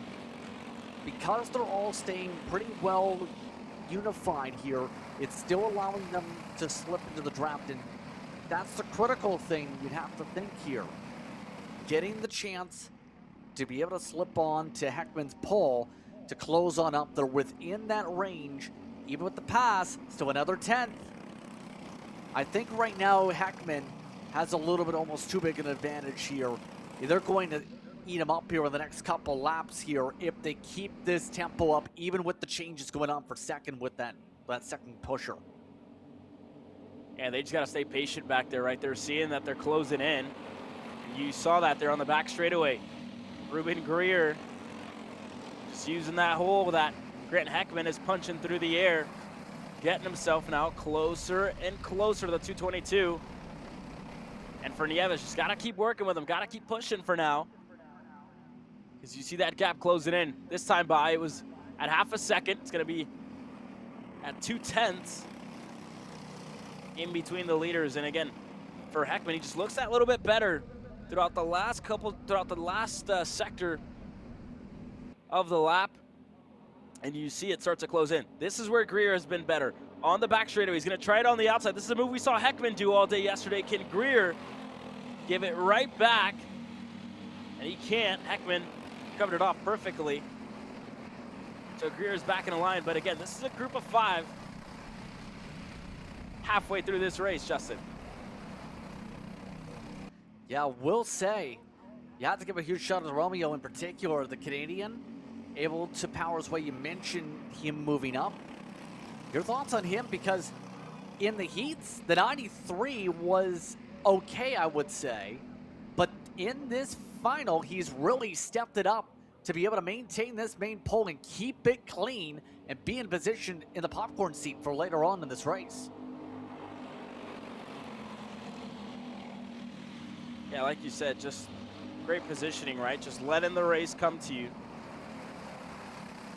Especially being in that 5th spot. You also can't wait back there for all too long, right? You got to get yourself in the mix at some point. If you feel like you're faster than the 09 at Gagnon. Nonetheless, this time by, this is where the chess match begins for Greer, for Heckman, for likes of Nieves as well. Again, you see Nieves a little bit of a tighter line in the arc, and Greer going that, just running the high side, able to open up as they work their way onto the back straightaway. Here goes Greer, gonna try it again. Looking to get fully alongside on Heckman, who opens up for the corner. Again, the second time of asking for Greer, Heckman blocks it off perfectly once again.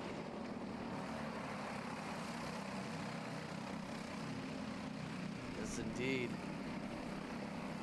You know, the funny thing, I will say, to put a quick bow on the 93 situation, they've actually already penciled in on the website, I think, a top 5 from some of the success seen so far. So they know what the 93 is capable of for the template here. Seem to be predicting, or at least talking into existence, a good finish for them. But for everybody else here, it's the matter of, can anybody find a way around Heckman? Heckman is constantly just hugging the bottom of the racetrack, not allowing any chance for Greer to get a poke. Yeah, the only, I think, last thing that Greer needs right now is a push from Nieves to try and go by on that backstretch. But we're just past the halfway mark. 10 laps completed, 8 laps to go for these cadet drivers. And you see the difference in lines there. Once again, Greer run on the high side. Nieves down low, which is ultimately hurting their run on the back straightaway because that tighter line from Nieves is opening the gap to Greer, when then Greer, once you get on that back straight, doesn't have the push from then on. It's just one corner that's really almost affecting the run there for the 20.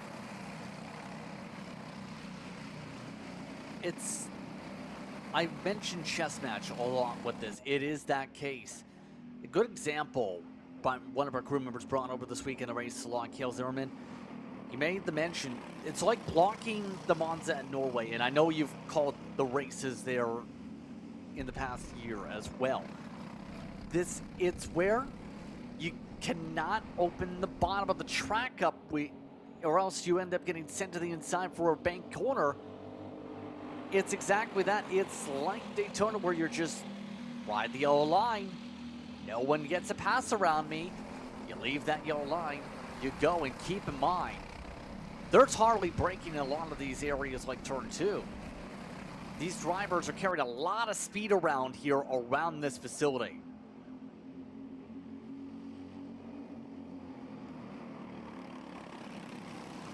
Yeah, this time by, you look at the laps, everybody's quite consistent, but Nieves looks like he's definitely improved throughout that corner and getting himself, or staying close to Greer. Last time around, he had a little peak to the bottom. Again, Heckman just able to keep himself as wide as possible. And again, this would be a sweep of the weekend for Heckman, and would take him out to Daytona when the CKNA South Division heads out there in a couple of months, just about 2 hours down the road. That being said, though, the gap opened up again to about 2 car lengths, and 2 drivers into the wall collected at the back. That looks to be one of the MGMs in the 98. That's Poole. And one more was involved in that incident. That was the number 13. They're involved as well, of Mangrum. So Poole and Mangrum going to be out of this race early. Also into the later third, but a couple other carts had also gone off the track already in that same section of the other side. Will say, as they come through, hold on 1 second, red flag. Oh, red flag. And we're past the halfway mark.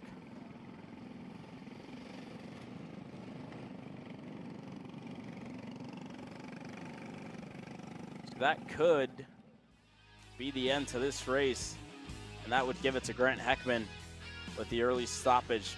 We'll wait for more confirmation. We'll step aside for a second. We'll bring you more when we have it. We'll be right back.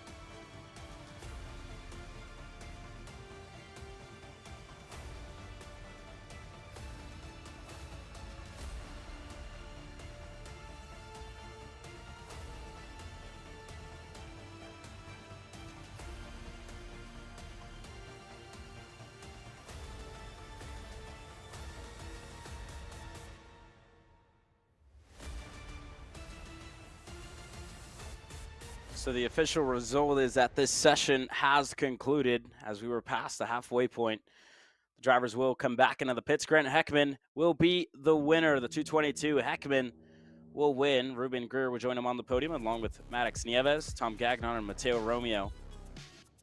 Mason Poole finished 6th with Joshua Pochlapek, Cooper DePontes, Alex Schomer, Skylan Mangrum.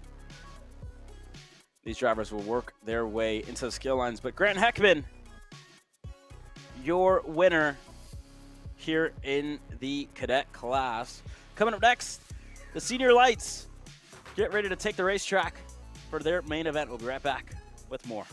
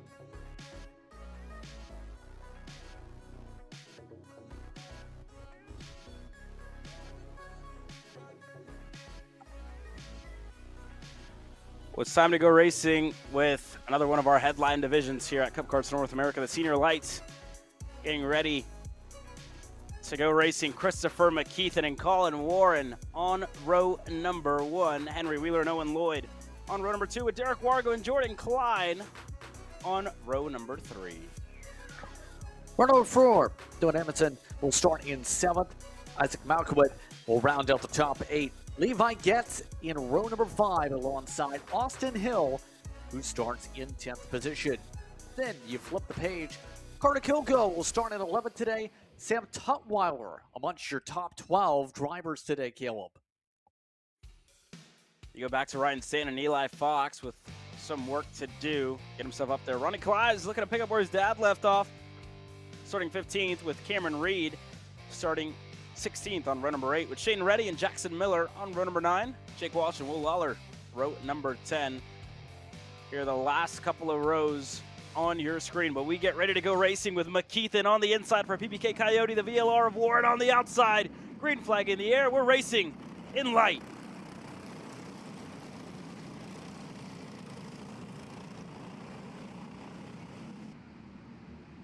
And already a couple of drivers collected. Dylan Amundsen going to be in the grass. Jordan Klein along with them. One of the PPK Coyotes out. Amundsen with big issues. A lot of smoke on the rear of his kart as he tries to rejoin. Yeah, I got a little bit tight there as a one driver wide, 3 wide in the bull. That's not good to go 3 wide there, but everybody else able to steady on up and get into a single file line. Now the fun begins to see where Colin Warren tries to shape things up here with Christopher McKeithen in control. Warren actually got the faster lap to start this one off by attempt to close up to the bumper as more chaos. Like Samuel Doros is one of those drivers involved as now Owen Lloyd looks to the bottom of the racetrack on Henry Wheeler. The two of them make contact. Wargo looking to follow him through. And here comes the rest of the pack looking to go by on Henry Wheeler. Kilgo's right behind him. Tutwiler's in line. And you see the movers and shakers on the left-hand side of your screen. Stanton up 5 for the 106. And as quickly as that, Colin Warren takes the lead of the race from Christopher McKeithen. And Warren, we talked about the veteran experience when it comes to CKNA competition. Now today it's going to be difficult as more tires get dropped. Fox pushed wide with another deep send through turn 2. A lot of these drivers getting really bold. That was getting, Ronnie Klein should say, was getting Klein. very bold there. A lot of those drivers right now are getting the elbows out here, Caleb. And look at Wheeler as well, looking to go by there. And he is able to get clear on Levi Getz. As now they're still side by side. Kilgo looks to go through. He's clear on Getz as well. As our next one up is Stanton in the 106. And up front, this is giving that little bit of breathing room to Colin Warren, McKeithen, Lloyd, and Derek Wargo, the rookie, with a great start to his first main event in senior racing action. Is now side by side. Sam Tutwiler and Levi Getz into the bull. And it looks like Tutwiler lost a lot of time. Go ahead. Was about to say, these drivers are getting a lot of go-ahead to be able to push forward here. Tutwiler, as you said, is not able to get in a rhythm at the bottom of the racetrack. A lot of these drivers picking up dirt on the tires. A lot of these drivers picking up a lot of the marbles as well with how things are shaping up. This is the most aggressive racing we've seen this entire weekend, Caleb, but it's not even close. Yeah, well, there's just so many of them out there, right? You talk about 30 plus. This is the biggest class of the weekend. And again, everybody just wanting to be in a better position than what they are right now, making passes, trying to get further up the field, because in reality, you have realistically 10 drivers who are fast enough to win this race who have been running up front throughout the weekend. You see the change in the lead now. McKeithen wanted to be in control, goes by on Colin Warren with the help from Owen Lloyd. It's PPK Coyote in the lead to the South Georgia Karting MGM, to the TS Racing VLR in third. And you go back to Wheeler, Wargo, and Carter Kilgo, and are just further back.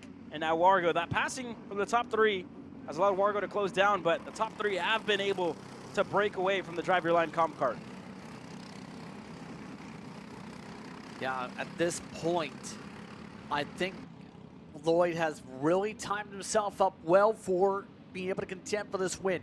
There's the pass for the race lead. And we've seen how difficult it is to get multiple class wins in CKNA competition, let alone one. For Lloyd, who was the dominant force in heavy, this would be absolutely huge to get the light, because he's been around top 5, top 10 in the heat races throughout the weekend. This is a huge boost in performance here to be right in the hornet's nest, you would have to say, for the lights right now to be in contention for the win already. And again, there's a couple of drivers who are just kind of sitting ducks right now. Isaac Malquit, one of them, doesn't really have a draft or a push from behind, is now McKeithen looking for a pass on Colin Warren. Looking on the inside of the bull, he's gonna get it. He's through for a second. Wanted to be just one spot better, and that was the first pass that we've seen where the driver behind wasn't able to go through. That's Derek Wargo, who's just that little bit 2 ways back. Wasn't able to follow McKeithen through for a second. But you see those changes. And again, McKeithen kind of showing his hand, right? Wants to be in first, wants to be in control. We've seen how you can defend around here as Owen Lloyd goes that little bit wide. McKeithen tries to stick a nose down low, and Warren is off into the grass. Colin Warren drops the tire into the dirt, and Derek Wargo able to go down low and go through for third. So now Warren's back to fourth with a big gap, and McKeithen's going to respond for the lead. McKeithen to the point. And remember the timing that we've seen for some of these passes. You have to catch them off guard. In that case, McKeithen just able to take it before the arc into the corner. For a lot of these moves here, McKeithen is timing things up well to be able to make those dives. Some of the other passes you can make in comparison have been a lot more earlier down the straightaway by a good 15-20 feet, where you have a lot more time to respond defensively. McKeithen looks like he's trying to make sure he gets aerodynamic here with the push down. Yeah, they're working their way through a couple of movers further back. There goes Sam Tutwiler with Austin Hill and Isaac Malquit now finally catching that group. They were able to go by on Stanton in the 106. That's the first move that we've seen in that mid-pack, as they were doing a lot of work to try and close in. For the likes of Carter Kilgo and Henry Wheeler, they're about a second and a half. And with that separation that Colin Warren had with that little bit of a, with that drop tire that he had, it allowed Wheeler to just kind of catch a little bit of the draft that Wheeler's able to, that Warren's able to produce. This time, a pass here for the lead would be good for everybody else behind. And you see Tutwiler and company, they're starting to get in a frame as well. And Malquit looking to get himself into the mix here. He's going to go by on Staten, end of the bowl. Isaac Malquit up another spot and up into 9th. Stanton starting to slide back a little bit after a little bit of the praise running around 7 to 9 much of the weekend so far. But it becomes the question here, if you're in particular for Wargo, can you be able to make the surprise? We know he's able to make some crafty moves. We know and be crafty with the out-of-the-box challenge we were talking about a little bit earlier in the year. Where do you see the craftsmanship come into play for someone like that, especially since he and Warren just trying to go back and forth with the momentum here for third? Yeah, Wargo at the moment, it just looks like he doesn't have maybe the same amount of speed that the top two do. So it'd have to be a race of attrition for him, letting it come back his way. But again, he can't afford to fall back behind a Henry Wheeler and Carter Kilgo. To your point, right? Out of the box challenge winner, a very successful junior career throughout the years. But this is different, right? This is unlike anything that he's been up against. His first time racing in the senior light class, on our platform at least. I know he was out at Daytona Kart Week. But this is, again, the first time that you're racing against everybody in this field. And it's just a learning experience nonetheless. He's doing a great job to be in 4th and being up there. But it looks like at the moment, McKeithen, Lloyd are just that little bit better. And even Warren, right? You saw it at the start of the race. The 3 were able to just consistently stay ahead. This time, though, Wargo's being brought up with Colin Warren. So he's going to be right there as well. Again, you see Lloyd takes a look over the shoulder. Going to see Warren there. And this could even be a sign for Lloyd to try and make a pass. And you see the group for Sam Tutwiler, they picked up another 10th that lap. So they're starting to close in here, Justin. Yeah, just a little bit by bit right now. I think that pack's kind of actually broken up a little bit compared to what Tutwiler had the previous couple laps. But at this point, is there going to be a chance to be able to get the dig down right now? Warren, he's closed up that gap at least fully to the back of Lloyd.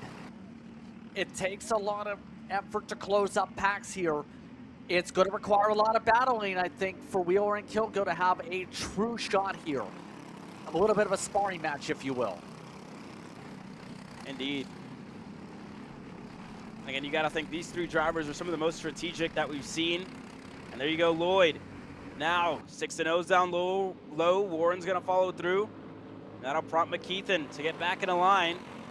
And that should help that group further back with Wheeler, with Kilgo. And I think they might have just changed positions further back there.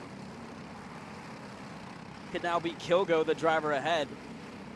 And we'll take a look back at that shortly. But the top 4, again, they're still going back and forth in Indy. So it's Kilgo now in the lead of that second group with Wheeler right behind him. Tutwiler now joining that group. And Isaac Malquit, he was able to get around Austin Hill, and then Hill just went right back.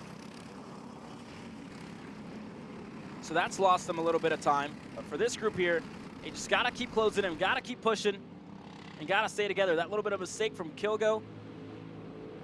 Wheeler's looking back at Tutwiler, asking for a little push. That might come the next lap.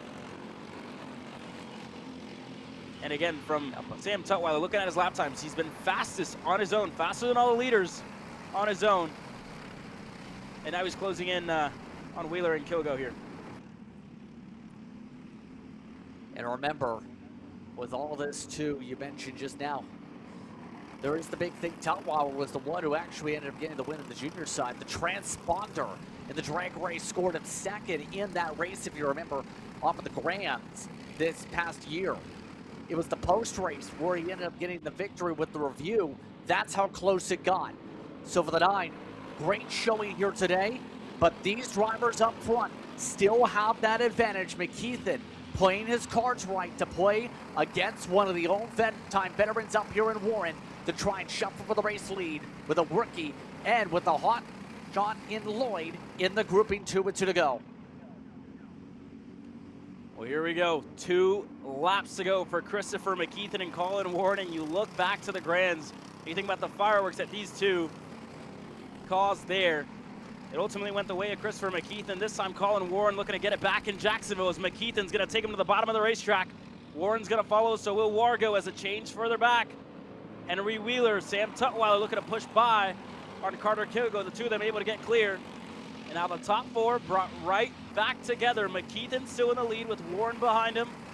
And again, you talk about a great rookie showing for Derek Wargo and for Owen Lloyd, who's just that little bit two ways back to really.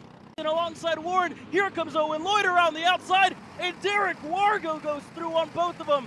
Derek Wargo, the rookie, a crossover move on his first start, coming to the white flag, this time by Derek Wargo, is in the lead of the race. That's the checker. Derek Wargo wins the race.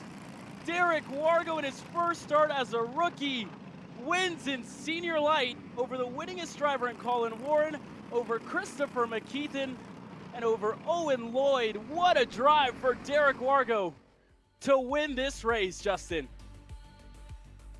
Unreal finish to this one. I thought Warren had it with the setup where he had the set in two, but that's what happens when you have that craziness in the mini bowl section. You open up chances with the checkups, and we've seen carnage in that same area. We've seen Lloyd hit the wall yesterday that caused absolute stack-ups. Happens again, and it sets things up for a wild finish. What a drive out of Derek Wargo. We talk about the year of the rookies, right? Wargo, Tutwiler getting themselves up there, and Derek Wargo, while McKeithen and Warren got into each other into the bowl, takes advantage. Lloyd makes it three wide, and Wargo a crossover move. What a drive out of the 78, and he'll be happy with that to start off his first year as a senior driver. That's it from Senior Light, and a new winner, a new name, the 78, victorious in Jacksonville.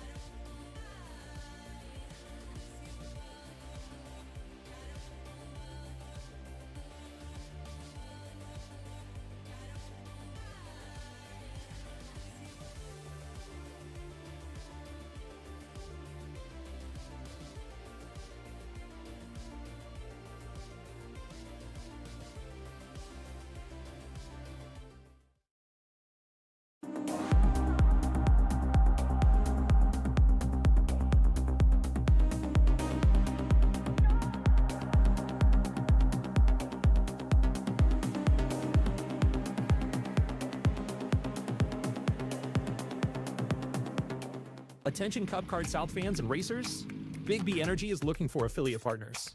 No minimum followers and no complicated setup. If you believe in clean energy, bold flavors, racing culture, and want to earn money, then we want to work with you. Promote Strawberry Smash, Summer Melon, and White Cherry Fizz. 3 flavors people actually want to drink, and earn competitive commissions on every sale. It's simple. You share, people buy, you earn. Ready to be big with us? Sign up at bigbeenergy.com and fill out the affiliate form to get started earning.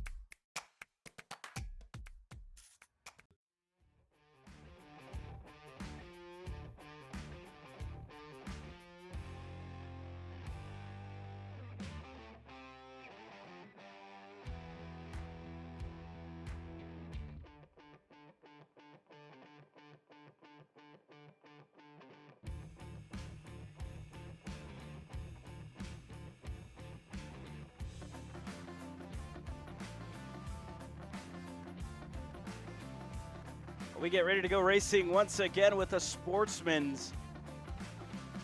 And on the pole position, it's going to be Anderson Heltenfil on the 14 MGM. Bo Stowers, starts alongside him on row number 1 with Yusuf Adi, the winner of heat race number 3 yesterday. He's going to start on row number 2 alongside Jackson Brewster, Tanner Gonzalez, and Ryder Thompson on row number 3. Row 4, Mikey Todd, Camden Clay will start in 8th. Jack Casey in the 9th spot. Then it's Martinez Carrasas in the 10th position. You flip the page over, you find Evan Foe alongside Cole Decker. Then it's Aiken Bowden along with Jack Enzel in the 14 kart grid. Are you ready to have some fun in some sportsman carts, kids? Let's battle it out. That was my SpongeBob attempt. And here we go. Green flag in the air. We're racing in Sportsman.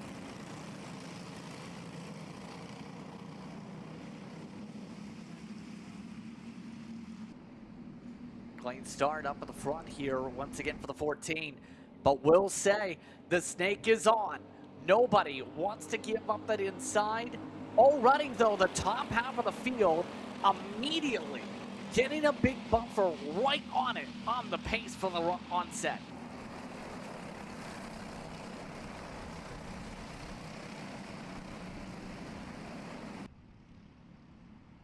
And all the drivers already starting to settle in.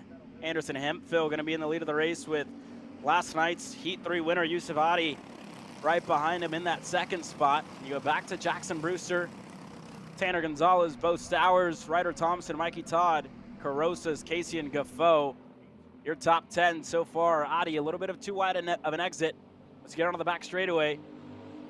And they're going to get in line as they work their way through the back straightaway. This time, Hemphill holds on, but a group of 6 up front makes it anybody's game. And when you look at the heat races, there was a different winner in all of them. Yesterday's Heat 3 winner, Adi, just took the lead of the race from Hemphill and the last bull on the racetrack. And now Adi gonna take control of this race. You look further back, Mikey Todd and company going side by side. Casey, Gaffoe, Clay, and Carosas all in this mix as they're still side by side. And Todd able to come out ahead of them all in the 7th spot. Adi gonna take him to the low side. Hemphill's gonna follow. Now he's gonna open up. You look at the push from the further back from Brewster. Hemphill looking to rip the high side. Brewster as well. Hemphill's through. Brewster's clear. And Adi's back to 3rd. Yeah, and right now we know, though, Adi likes to send it in the mini bowl. And that's an area you have to be bold in, to say the least, to make the pass, because you have to take advantage of someone going just a touch bit more to the left for some of these sends. That takes a lot of bravery, but also takes a lot of talent to make a pass, Caleb. Yeah, that's a good pass there out of Anderson Hemphill for Yusuf Adi as well. And this time, they worked their way onto the backstretch. And the top 3 are starting to make up a little bit of breathing room. So 3 drivers just behind him, and Brewster and Stowers and Thompson. You see it close right back up as, again, they're all taking a little bit different lines throughout that last corner. And you see him just get slowed down just that little bit. That's going to allow Brewster to get himself right back onto that bumper. Gonzalez done a good job on the 24 to get himself right there. Yeah, the big thing to me has been Gonzalez has been shuffled around a fair bit. Whatever we've seen about the front was in the top 3 with some of the heats yesterday. Emil got shuffled, has contended well in Ignite competition in particular. So Gonzalez definitely has the ability.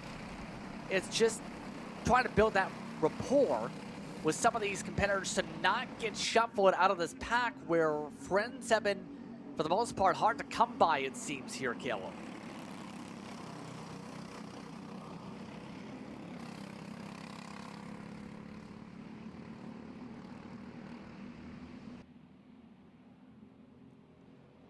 Yeah, all this while, we head down the back straight away.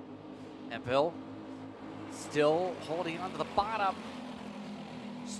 Stowers and Thompson losing touch as a result of their squabbling, but Audi already has a new playmate behind. Brewster was able to get by for 3rd spot on Gonzalez. We talked about some of the local drivers. Brewster are one of the contenders that's competed here over the year. Knows this facility, he knows it well, and to me, track experience pays huge dividends to know where the rhythm is with this layout, with the way the passing sections work. And here they go. They work their way onto the backstretch. Stowers looks to get a nose down low on Gonzalez. That door wasn't open. He had to get back in the line. So the top 3, top 6 really still in a shot. And we're getting close to the halfway mark here. We're 6 laps completed, about a complete 7 to start lap number 8. And Hemphill, after taking the lead in the 2nd lap, able to have control of it over Yusuf Adi.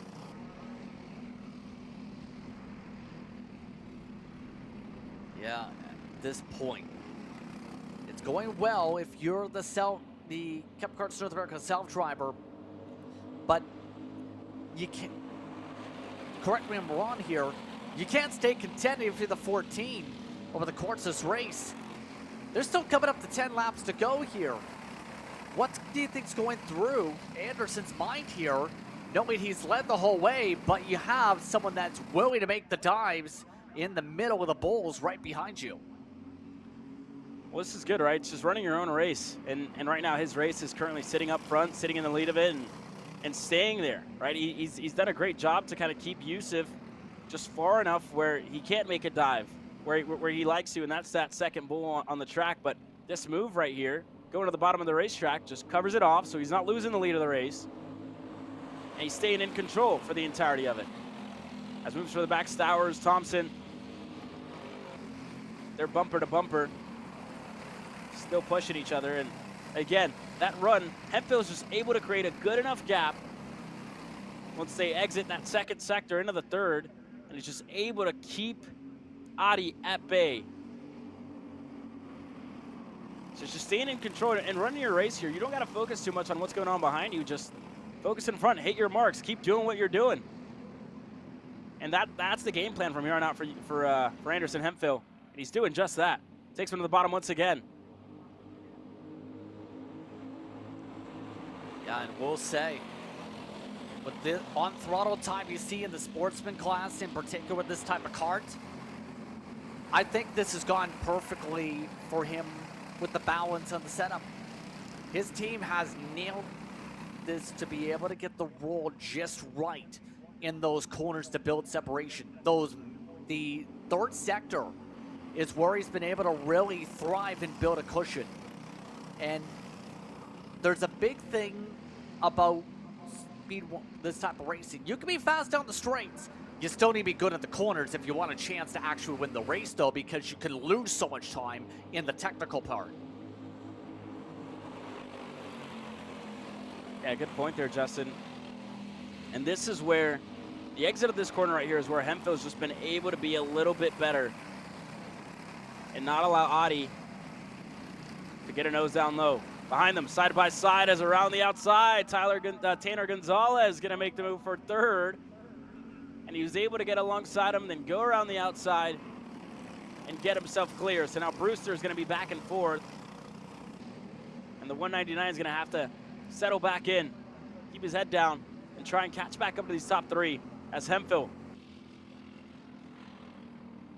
Again, just running the game plan.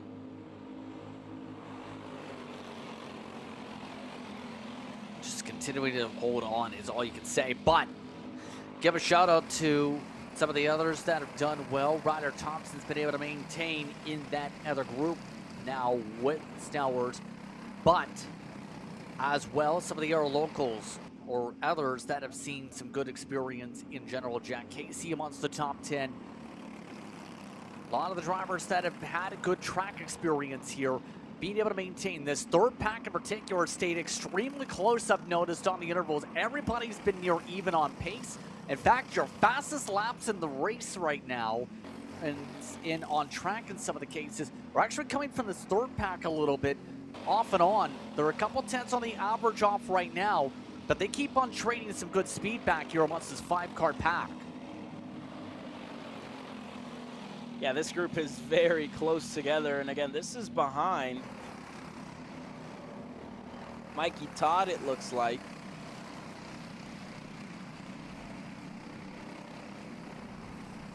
So this should be that second group with the likes of Gaffo and a couple of others, because Clay and Todd are up the field. So that's Casey, Gaffo, Carosas, Decker, Bowden, and Ensel. Or down at Bowden, sorry. That are all single file running each other down.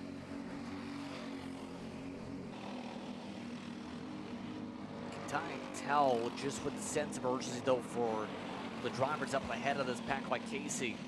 Just trying to keep an eye on, will anybody trying to rip this away from me? Because it's still for pride to be able to say to your team or to your family members that did this in that pack, something to build upon. They've ditched Brewster, by the way, up at the front for the lead group. The top three are all set up, and Gonzalez could potentially help who he wants to may help here Does Audi push a little bit earlier, or does he wait to the status quo of a couple laps to go? Audi pushed up the track. In contact! Oh! Yusuf Adi, one driver up and over. That was Brewster. Let's hope he's all right. First of all, Anderson Hemphill gonna have a good gap. Red flag flies.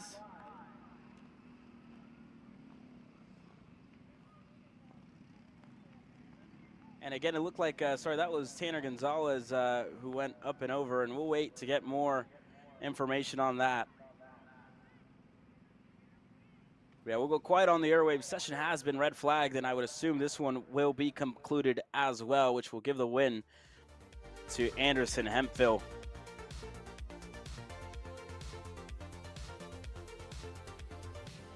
So we just saw the little glimpse of it, but Tanner was able to get up after the incident, and he was able to walk up and go over to the fence under his own power. So a couple of standard checks, though. The medical team will roll and just make sure he is okay. But he was able to get up under his own power, walked over to the fence, wait for more information. But that will conclude the Sportsman main event. Anderson Hemphill will be your winner here in Jacksonville.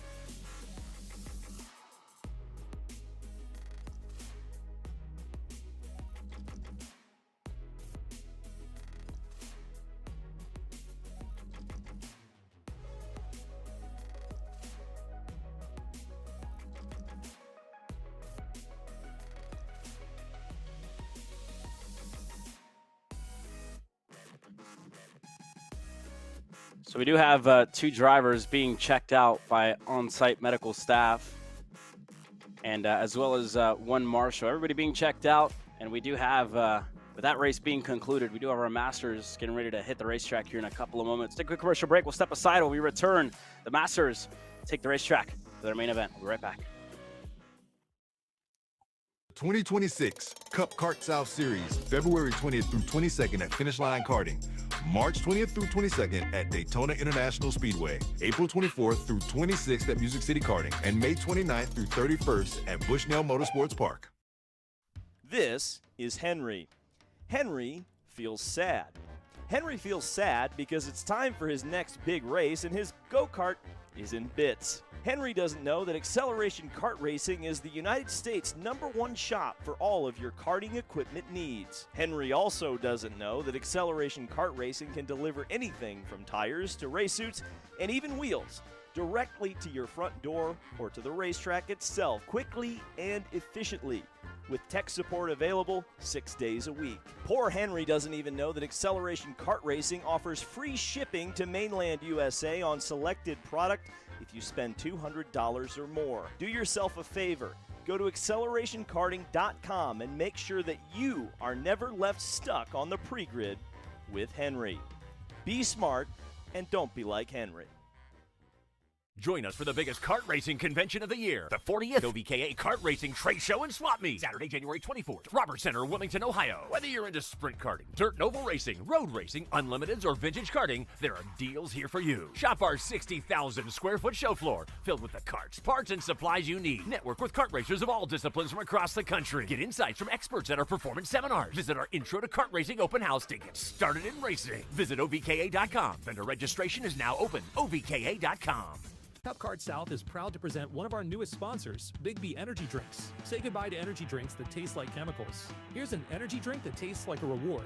Thoughtfully crafted, masterfully mixed. Strawberry smash. Sweet, bold, delicious. Summer melon. Refreshing. Smooth, white cherry fizz. Crisp, clean, rewarding. 3 flavors designed for people who refuse to compromise on taste. No artificial colors. Just real flavor backed by the caffeine you need to go the distance. Order at BigBenergy.com.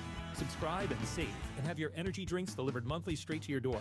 So in motorsport, every detail matters, but we need to try to avoid using expensive and fragile sensors. So I'm gonna show you how we do it. So this is a comparison between the sensor in curve and the accelerometer in blue. So we can read how hard the driver is applying the brake and how easy he's modulating his release in order to understand how the driver's braking. The sensor costs hundreds of dollars and the accelerometer is already in your dash, so you don't need to buy anything. If you want to learn more about data analysis, sign up on my website. I will be launching an online course in December for people like you.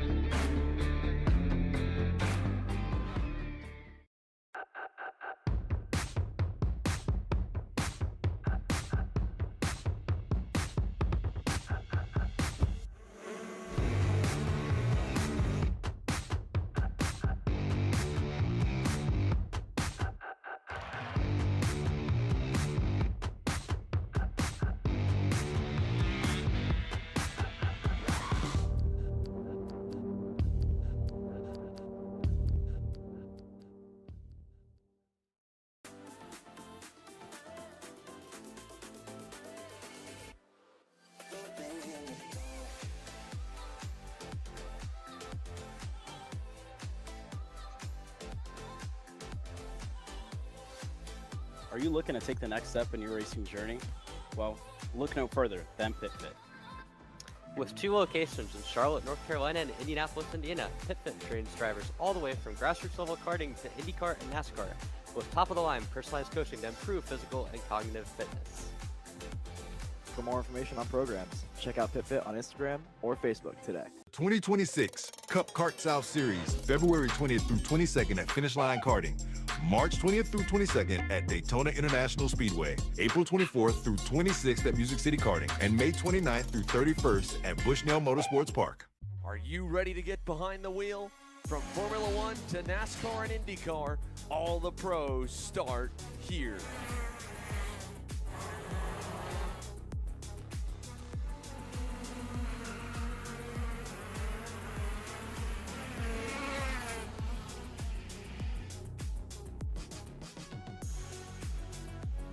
For more information, check us out online at mcckarting.com or call us and go racing today. Cup Kart South's newest sponsor is here. Big B Energy Drinks. Every moment is an opportunity to be bold, be present, and be big. 3 bold flavors: strawberry smash, summer melon, white cherry fizz. With clean ingredients, no artificial colors. A powerhouse of B vitamins, and the energy that actually tastes like a reward. Purchase yours today at bigbenergy.com. Subscribe and save for a discounted rate, and have your drinks delivered monthly straight to your door. Welcome to the 2026 Cup Kart South Series, the South's premier 4-cycle championship. 4 race weekends, 4 iconic facilities. February 20th through 22nd at Finish Line Karting. March 20th through 22nd at Daytona International Speedway. April 24th through 26th at Music City Karting. And May 29th through 31st at Bushnell Motorsports Park. From kid kart to legends, every class is represented. This is where talent rises. The grands start here. This is more than a race, it's a destination. Cup Karts Canada invites you to the Canadian 4-Cycle Championship, May 15th to 17th at Mont-Tremblant, Quebec. Race on a 1.2-kilometer technical circuit just steps away from the iconic Circuit Mont-Tremblant, where Formula One once raced. When the racing's done, enjoy everything Tremblant has to offer: the pedestrian village, restaurants, shops, hiking, and unforgettable scenery. It's elite 4-cycle competition and a perfect family getaway rolled into one. Racers from across the United States and Canada, this is your invitation. Cup Karts Canada, Mont-Tremblant. Come be a part of Canadian karting history. We all know that drivers, they learn faster when it's visually shown to them side by side what's the difference, right? So if the Smarty can, every time we put on the data, we're able to see the drivers side by side on the track. So here, for example, you can see that Diego is taking a curb and our other driver's not. You see that one driver's oversteering and the other driver's pretty much straight coming out of the corner. By showing this to them, they're able to absorb faster. And you can even play the videos simultaneously so they can see how they're performing through the track. If you want to learn more about data analysis, sign up on my website. I will be launching an online course in December for people like you.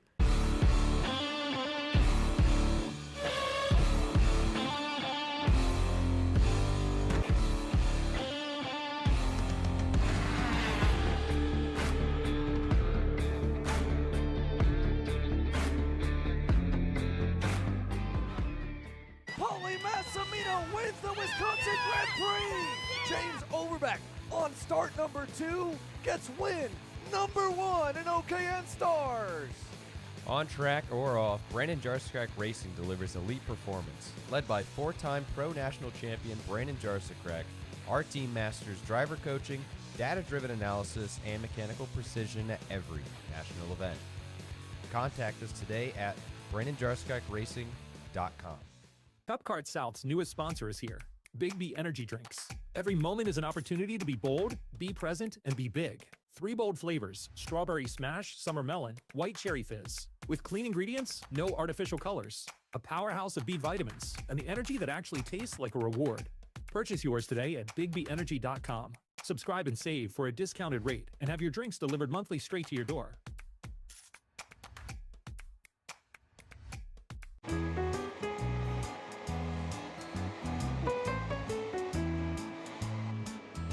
Gee, looks like we're missing the engine. What the hell am I supposed to tag? What do you mean? It's my Greyhound. It's all I need. Where's the rest of it? It doesn't matter. It's a Greyhound. You gotta make way. Okay, you're good. I'm sitting by here with Kyle, our race winner. Tell me how you did it. You were blazing fast out there, and I mean, you don't even have a go-kart, man. Tell me about it. Yeah, you know, Norberg Schmorberg, the Greyhound-powered Greyhound was great today. You know, it makes the difference. And the team's been working really hard back at the shop, and, you know, just shout out Greyhound. Thank you, Kyle.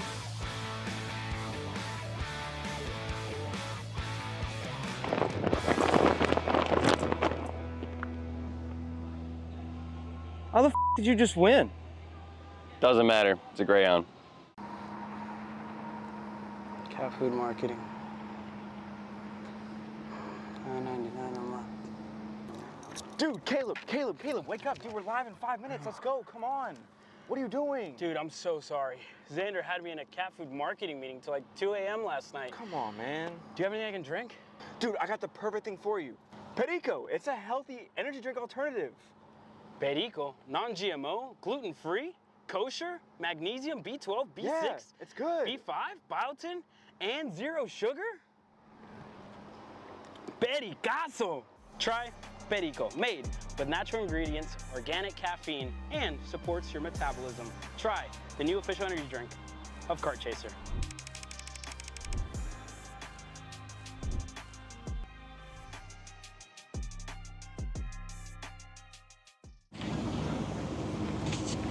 Kyle, what are you doing? It's got my new Greyhound seat. You don't even have a cart. Doesn't matter. I have a Greyhound. Who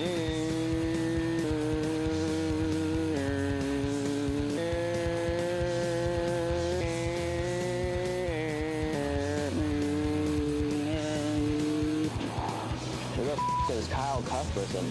Doesn't even have a go-kart. Doesn't matter.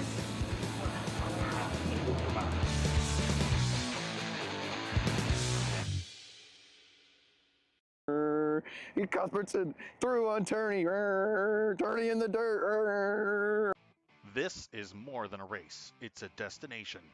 Cup Karts Canada invites you to the Canadian 4-Cycle Championship, May 15th to 17th at Mont-Tremblant, Quebec.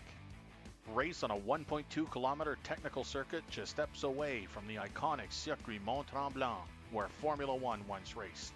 When the racing's done, enjoy everything Tremblant has to offer: the pedestrian village, restaurants, shops, hiking, and unforgettable scenery. It's elite 4-cycle competition and a perfect family getaway rolled into one.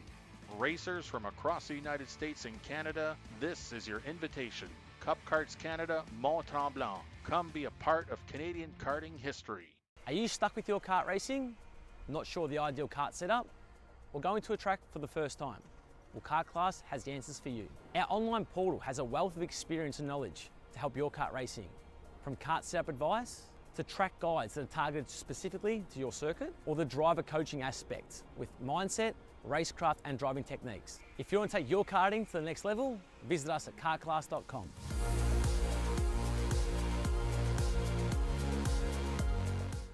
You know, I'm really starting to like this go-karting.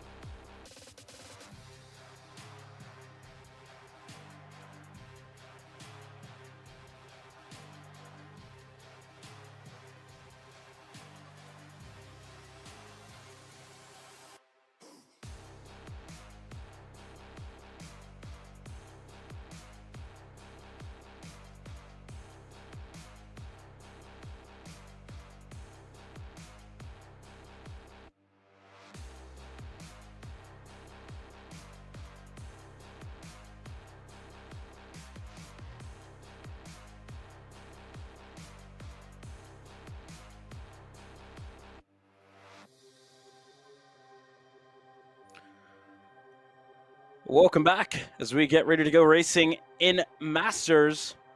And I'll run you down your starting lineup. Brad Davis gets ready to start on the pole alongside Ron Kalisz, who already has one win to his name today. Ryan Curtin and Jamie Bradford on row number 2, with Michael Clark and James Zinsko on row number 3.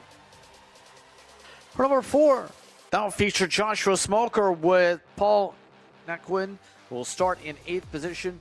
Nikan will start in front of Kevin Medeiros with Vinny Carollo in the 10th position. Then you flip the page over. That's where you'll find Todd Barron today in 11th, like his number. And Christopher Doken will start in, Curtis Doken, I should say, in the 12th position as we get set to roll for our penultimate race of the afternoon. So here we go. Davis has been able to win Heat 1 and Heat 3. Ron Kalisz had a response for him in one of them as one driver into the pits early, not going to get started, as I think they're going to wave him on through. So no start, no start, no start. We'll go around one more time. In qualifying yesterday, it was Ryan Curtin that was able to take the fastest lap. And Brad Davis was able to win Heat 1 and Heat 3. And Ron Kalisz, your Legends winner, was able to take the win in Heat Race number 2. This time, anybody's game when you get down to it. We haven't seen the best of Jamie Bradford yet. And he was passing for the lead. Contact put him out of contention. We'll see what he can do today. Definitely going to have a chip on his shoulders to try and get a main event victory here at Cup Karts North America. We'll keep an eye on it here as, again, one driver was at the back.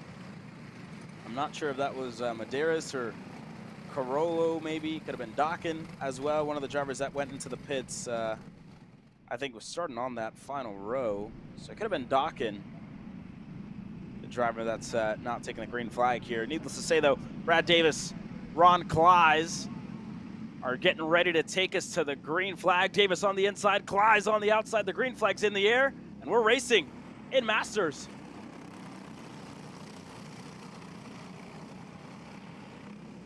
Clean roll through out of the opening corners as Davis able to clear.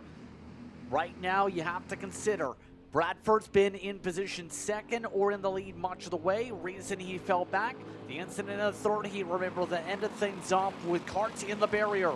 Right now, everybody playing what we seen yesterday, the patience card. The patience card says wait, wait, and more waiting is in store.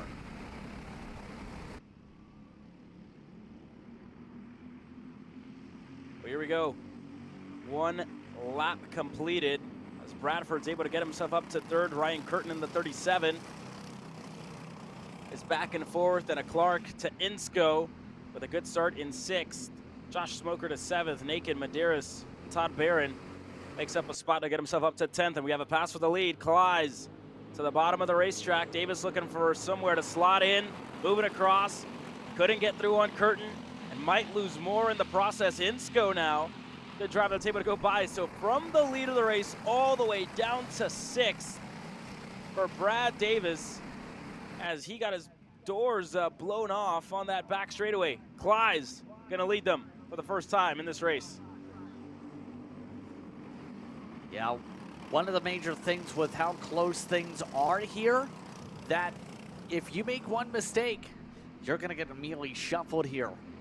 I will say this, the main hope if you're some of these drivers like Clark, just hope all 4 tires stay on the car. Remember earlier in the Legends, Clark's tire came off after saying everything will come to him. Instead, the tire said, I'm gonna walk away instead.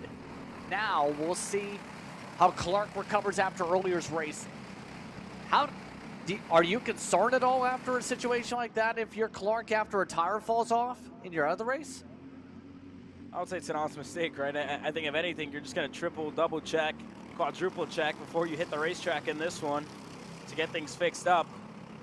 And again, the way it just came off, maybe just didn't tighten those copper wheel nuts, unfortunately for him. He's looking pretty good, gone further than what he did in Legends, so should be all right. But again, it would just get you to pay a little bit better attention to tightening everything up before you hit the racetrack. And up front, again, Bradford still in 2nd. And you see Kalisz taking a little bit narrow line into the bull. Bradford just that little bit wider. Michael Clark, fastest lap on lap number 3. We'll see that improve this time. And Bradford's the only one that's able to improve. So this front group, you'll see them be patient for the majority of it. It's usually how Masters racing goes, but whenever those 2.6 hit the air, you can bet you, Justin, it's going to be an all-out brawl. We'll keep an eye on it here. Bradford still content to push Clize as they look to complete lap number 5. Yeah, and remember, Clize set it up perfectly earlier on in the Legends class to be able to take away a win. We were talking about that race earlier on with what happened to the 499 with the dirt picked up on the tires, the pushing wide and then pushing wide into the bowl. In this type of a race, it might be that type of a situation that we see everything pop up again. Now, will we see drivers go to that extreme? I don't think so. But right now, it's about trying to make sure, if you're some of those drivers, to learn, just make sure you don't get yourself in a spot where you lose that bottom of the track and get yourself freight trained.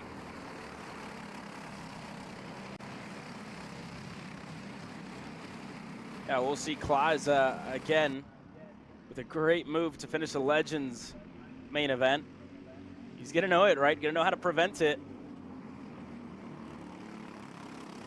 Again, Bradford yesterday, when you look back, try to move on the outside. And the bull and just didn't go his way.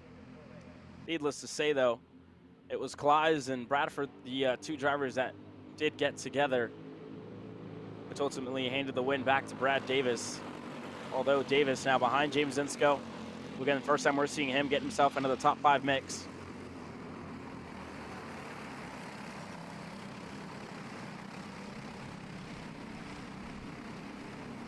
Yeah, right now, this pack gonna get interesting with Bradford pack on the front. He's been in contention every single race to get the win, but every single time, it's just been the last lap that seems to have been snake bit in the 622. So, if you're Bradford, who's been in the lead most of those cases, do you push the case to pass the 9 now? Or do you try and go on the offensive later? I don't know. There's so much to think about with that factor. Yeah, when you look back to yesterday, right, when the stakes were high, Bradford tried it the second last lap to the last lap, and it was the last lap, actually, where he tried it, and it didn't work. Stakes are high there, and you're obviously not going to want to get past on that final lap. So Bradford, seeing that, do you pass sooner? Do you want to go sooner? And the only way we're going to find out here as we finally start lap number 9, we'll see, right, in this latter half, the second half of the race, whether Bradford's going to want to go or not. I'll tell you who will. That's Clark in the 717. Got a nose down low on Curtin. And realized didn't have the run. Slotted back in the line. Insko's still not there to push him along. So he's going to have to give it another second. But you see some unrest already in this pack just at the back of it. With the likes of Clark, the likes of Insko looking to go a little bit further up. Yeah, Insko in particular, remember yesterday was nightmarish for some of the races. Third heat was where things came together under the lights. The Masters side to keep it clean. Insko has good pace in why parties in this main pack, but also it's about the resiliency for a driver who's picked up heat race wins in his career, has picked up success in the South in general here. It's, for some of the drivers, they have the memories like elephants of remembering what others do to them. It's almost try to have the memory of a goldfish to make sure you forget what you yourself did if you want to have a chance here. It's the difference of, do you want to be the one with the long memory, or do you want to be the one that remembers the bubble in front of you, and that's about it?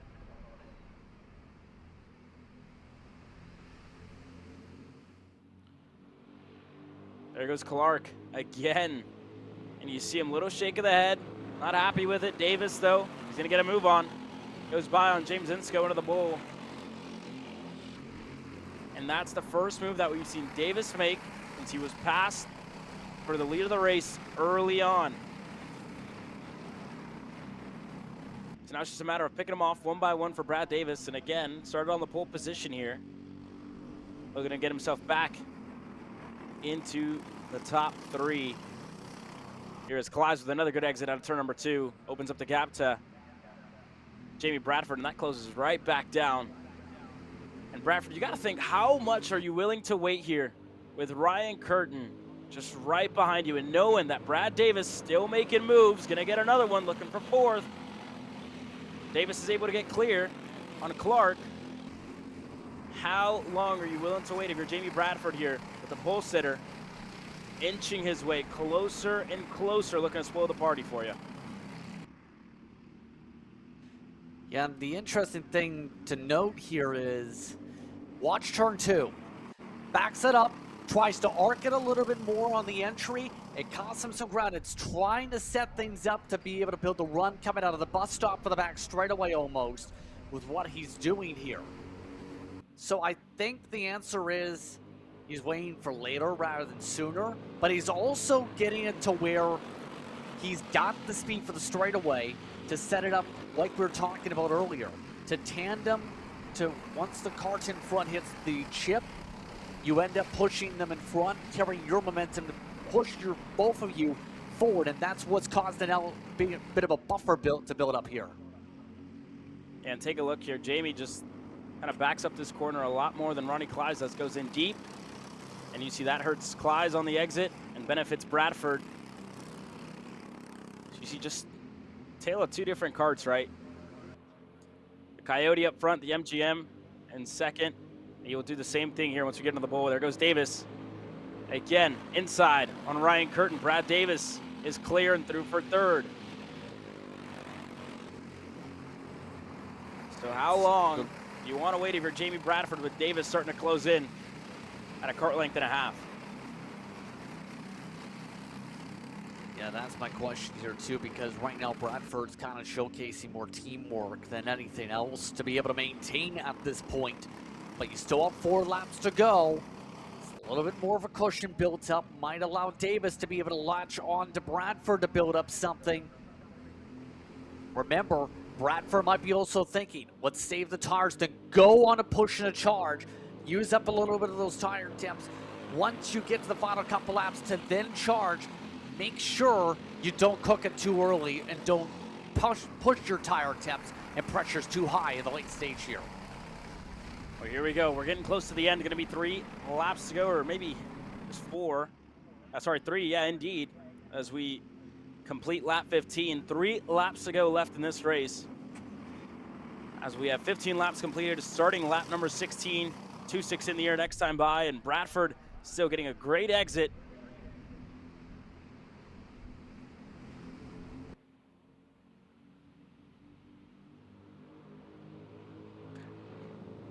Yeah, right now I'm a little bit nervous with what Davis could do. Remember, he's kind of set himself up well for late stage passes here, but it's the matter of getting some coordination from Curtin in particular. I think if you're Davis, to have a true shot right now, because you can only pass one. I think it's going to be hard to pass both of them with no help in this situation with less than 2 to go.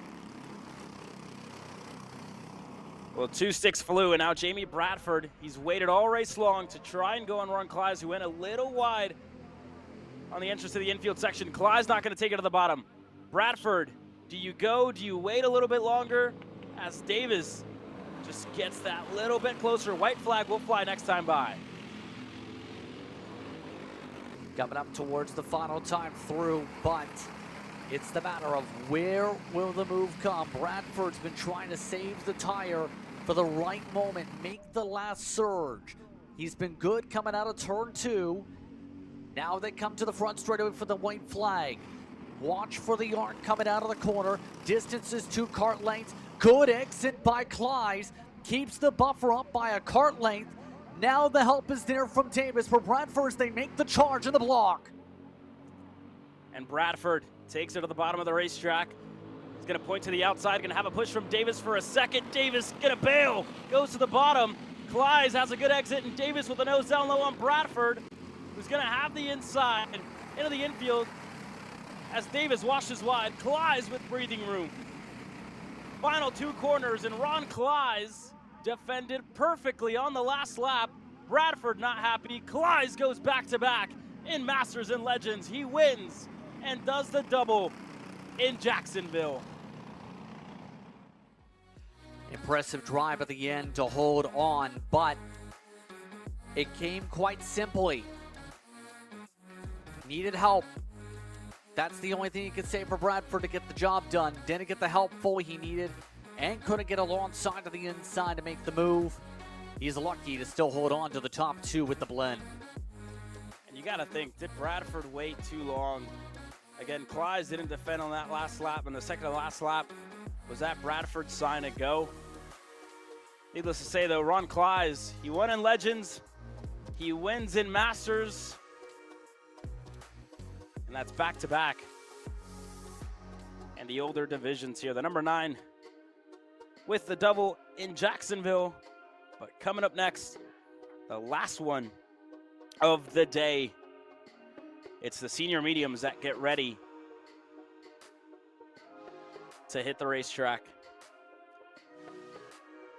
And again, we take a look at the grid here on what's been what was a great day yesterday for heat racing action, Justin, with the likes of Christopher McKeithen showing some great pace, and Austin Hill, another driver who we haven't touched on all too much, is getting ready to start alongside him with Dylan Amundsen and Colin Warren making a VLR row number 2. Row 3, Owen Lloyd. You'll find him there. Eli Fox starts in 6th position. Austin Speck in the 7th position with Adriano Nunzi in the top 8. By the way, your top 10 rounded out by Derek Wargo and Brady Atwood, who was in contention for a win earlier this morning. Yeah, Derek Wargo with a spectacular pass in senior light to get the win. He's looking to go back-to-back here. Henry Wheeler and Sam Tutwiler going to make it a Mark Steele Motorsports row number 6. Ryan Stanton and Jordan Klein on row number 7 with Anthony Lewis and Levi Getz on row number 8.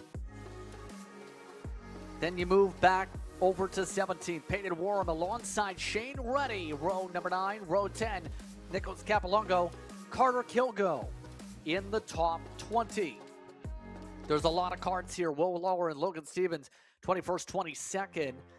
Then Jardy and Frankenberger down in the top 24. Bouchard and Young. Eli Warren in 27th. Guzzo in 28th. McLeod and Mitchell amongst your top 30. Only one more tab of drivers with Connor Baker, Harley Adams, James Crawford, Len Maui, and Ford MacArthur in your 35-cart grid. Well, here we go. It's a PPK lockout of row number 1 with McKeithen on the inside, Hill on the outside. Senior medium is great.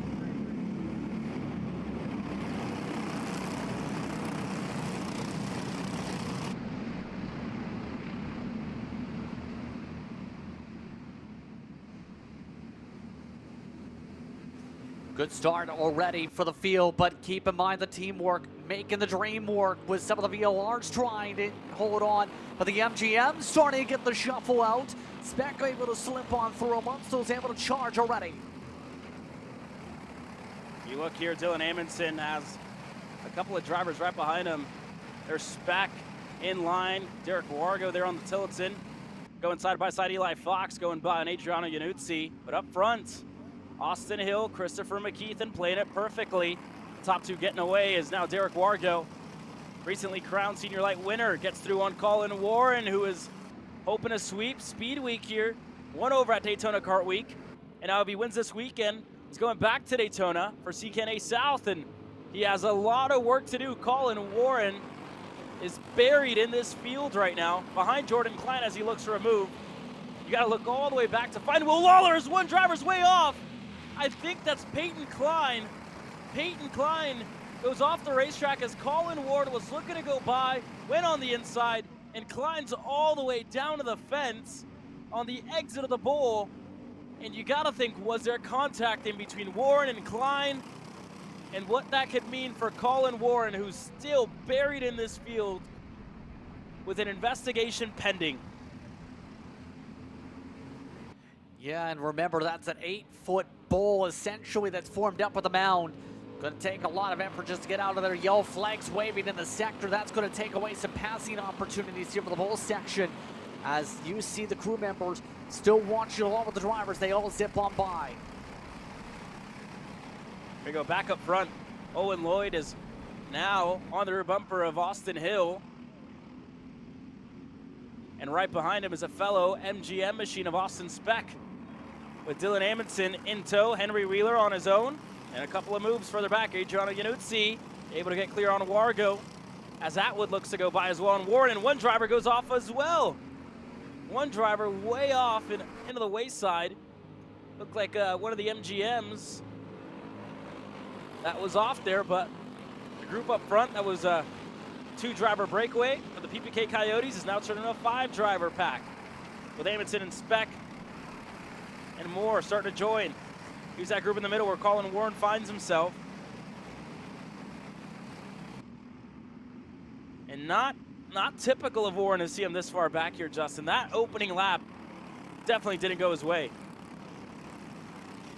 He's still making his passes in turn 2, but it's going to require very quick and precise moves to be able to have a shot once again. Already, that distance is about 2-3 seconds back for the race lead.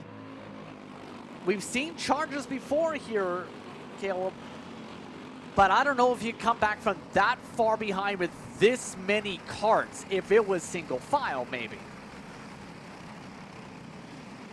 Yeah, you got to think about that. And with Austin Speck still making moves on Dylan Amundsen, they're really just kind of losing time to the top 3.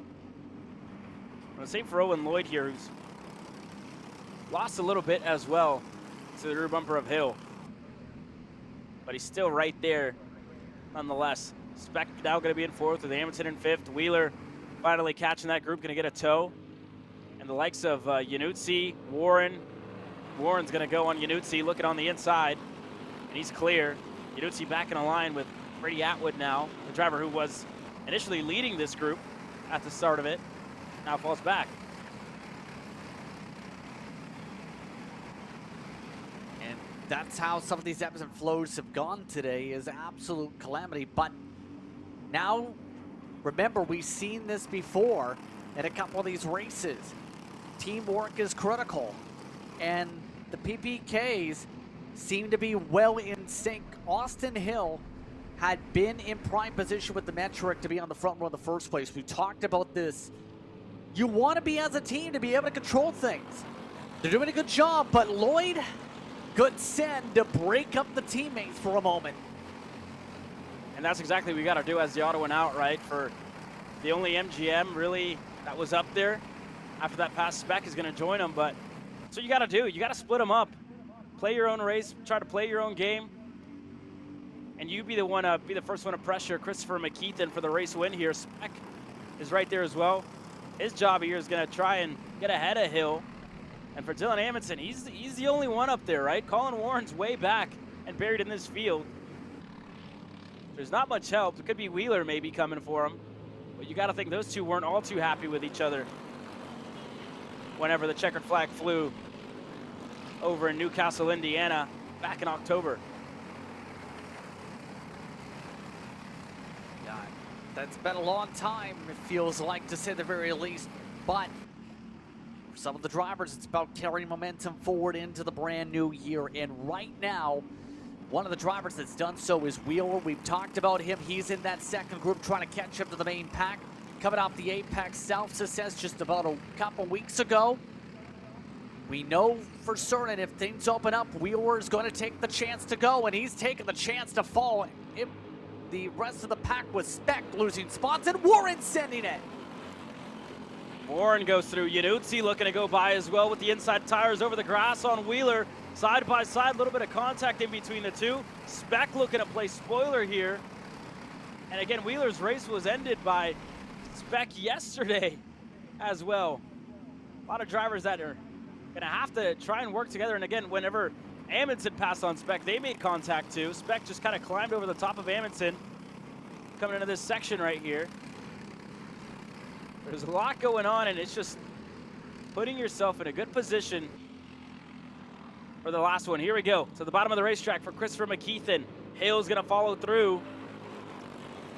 And it's back to square one for Owen Lloyd behind both of the Coyotes.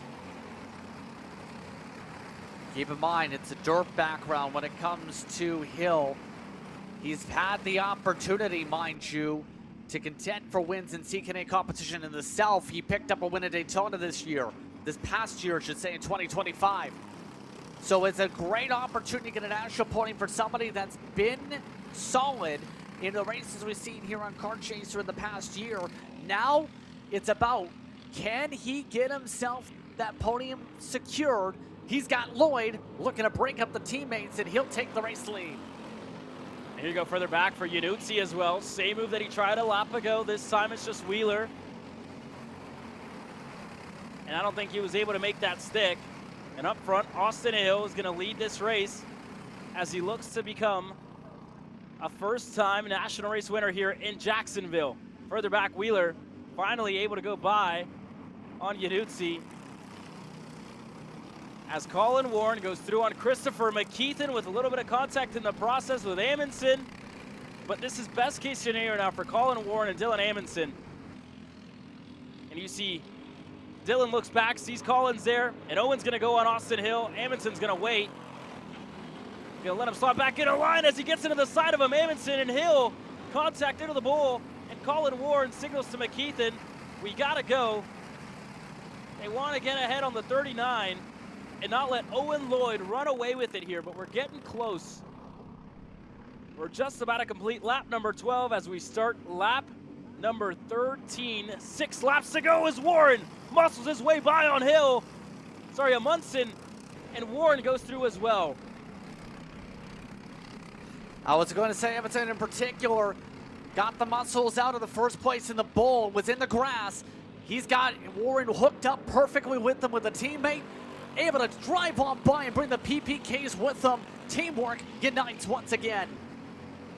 Look, I got to tell you, Dylan Amundsen and Colin Warren have to be the definition of shake and bake here. They did the perfect job to work their way through, pick them off one by one, and get themselves in control of this race. Dylan Amundsen, you got to think, right, how many times he's tried for a Grand National Championship. This would be the best way to start his return to VLR after a year away, going back to MGM and now coming back this year and looking to take a win. It'd be his first win in a very long time for Dylan Amundsen. As he takes him all to the bottom, Warren's going to follow him through. Hill to the bottom as well with McKeithen now right behind him. As McKeithen's going to open up, Hill a little bit of a wider arc as well. Owen Lloyd, Henry Wheeler, Adriano Yanuzzi, and more are on their way to this front pack, Justin. Yeah, and remember it. Amundsen had picked up his own team over the offseason. First weekend now as the team owner, launched it this offseason.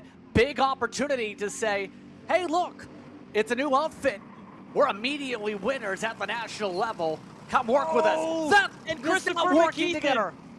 Christopher McKeithen goes through on Austin Hill, and Austin Hill goes off the racetrack. Hill is out of this one, and Dylan Amundsen knows it. So does Colin Warren, just points him forward. What a change. What a turn of events here for those two drivers. And the glass slipper broke down there, to say the very least. The pressure is building in a huge way in these late stages.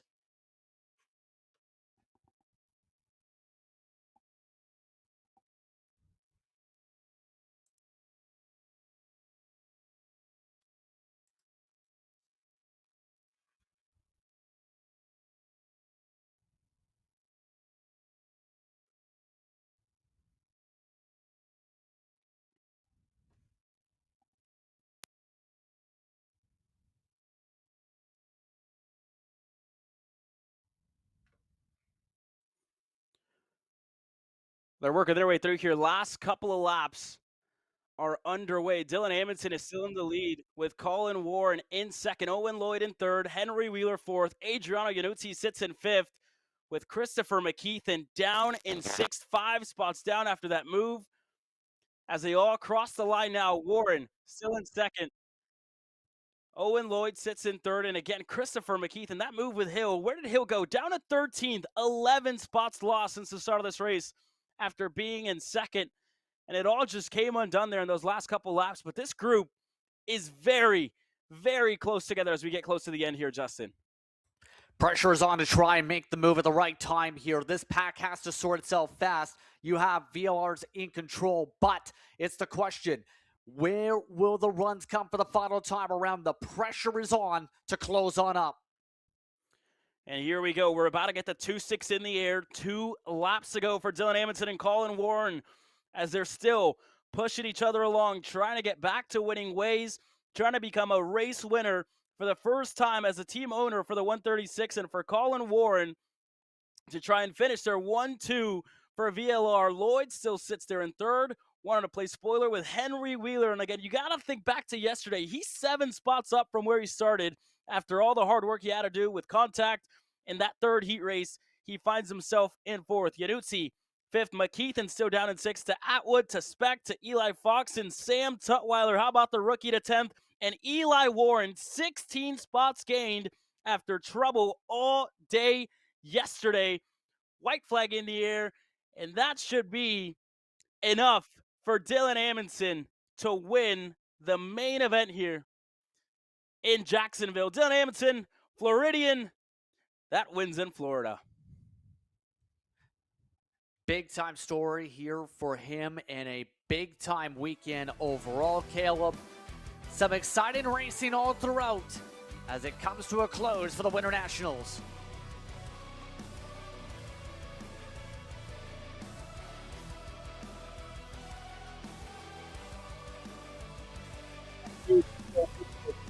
To start off the year on a high, he wins the main event in senior medium. What a drive out of the 136, and what a way to finish 1-2 in the main event. The first one of the year, the first of many. Give one to VLR, give one to Dylan Amundsen. We'll see them in a couple of months when we head over to Charlotte, North Carolina for the Spring Nationals. From us here at Kart Chaser, we'll see you next weekend as we go live for the SCUSA Winter Series from Houston, Texas. For myself, Caleb Yeska, from Justin Prince, from everybody at Cup Karts North America, and everybody here at Kart Chaser, we thank you for joining us. We'll see you next week, bright and early.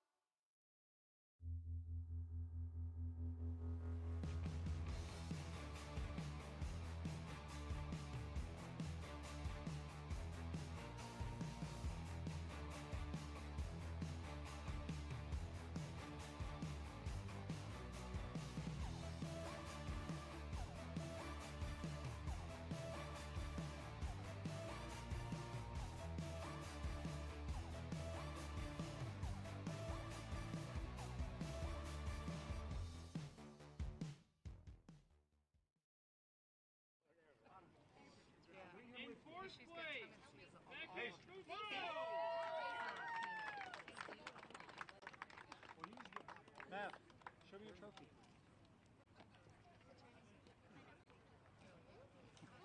In third place, how do I say the last name? Bodwin. In third place, Sullivan Bodwin.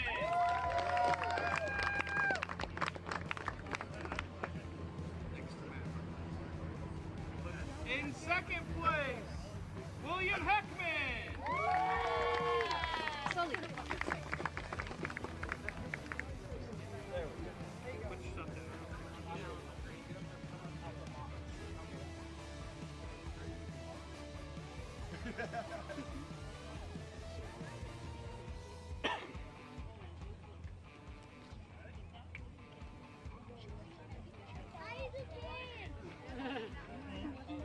And your winner, Aubrey Babcock.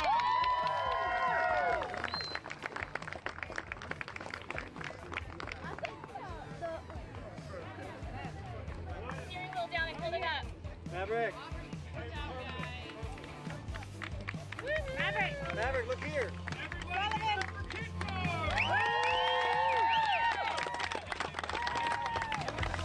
Lead it, Mav, lead it.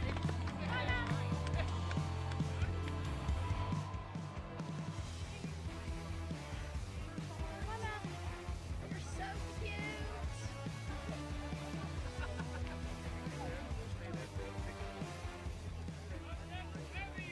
Hard. What was your prize? In fifth place,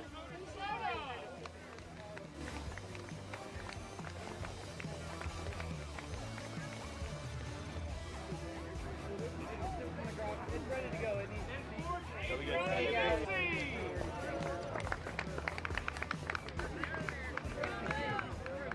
In third, Ronnie Clyde. In second, Brady Atwood. And your winner, Owen Lloyd. I got a raindrop. Let's go.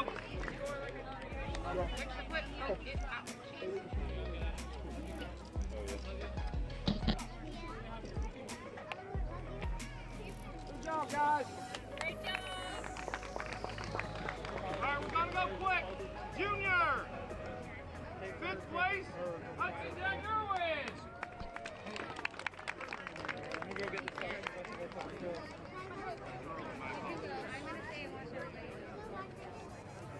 Fourth place, Tegan Schneider. Third place, Carson Benjamin. In second, Sawyer Chambers. And your winner, Carter Marcus.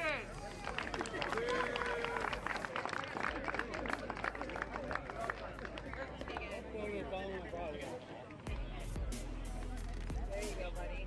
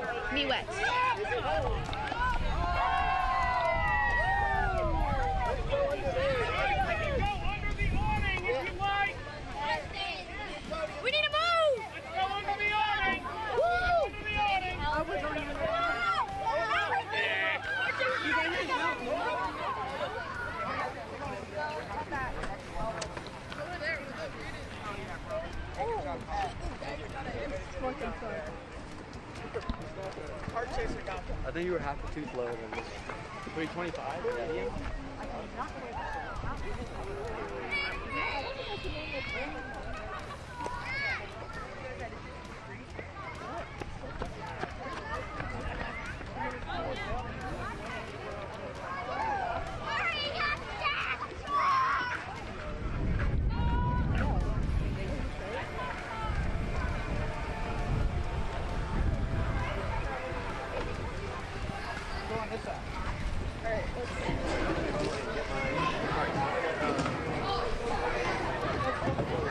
I don't know what their strategy is here. Just put it here.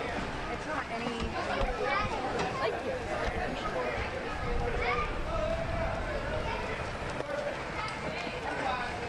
Where do you want to go, Dan?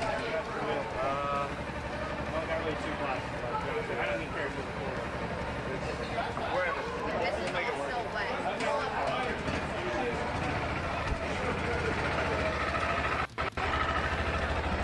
You're good, Austin. You're good. You're good.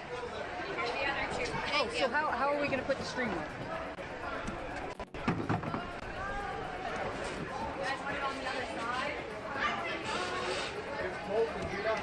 Hey, you need help? Or we sit where you want it to go. Okay, so we want to sit on the other side of the pit. Yes. I'm going to have them swap over. So they got a bullpen?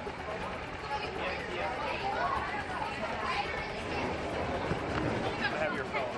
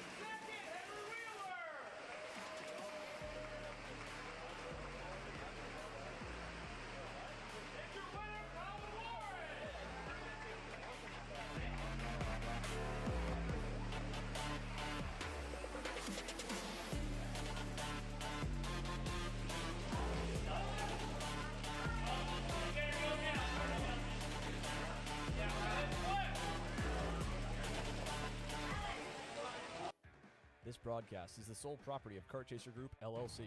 Any rebroadcast, reproduction, or other use of the images, audio, or accounts of this event, in whole or in part, without the expressed written consent of Kart Chaser Group, LLC is strictly prohibited. Thanks for watching.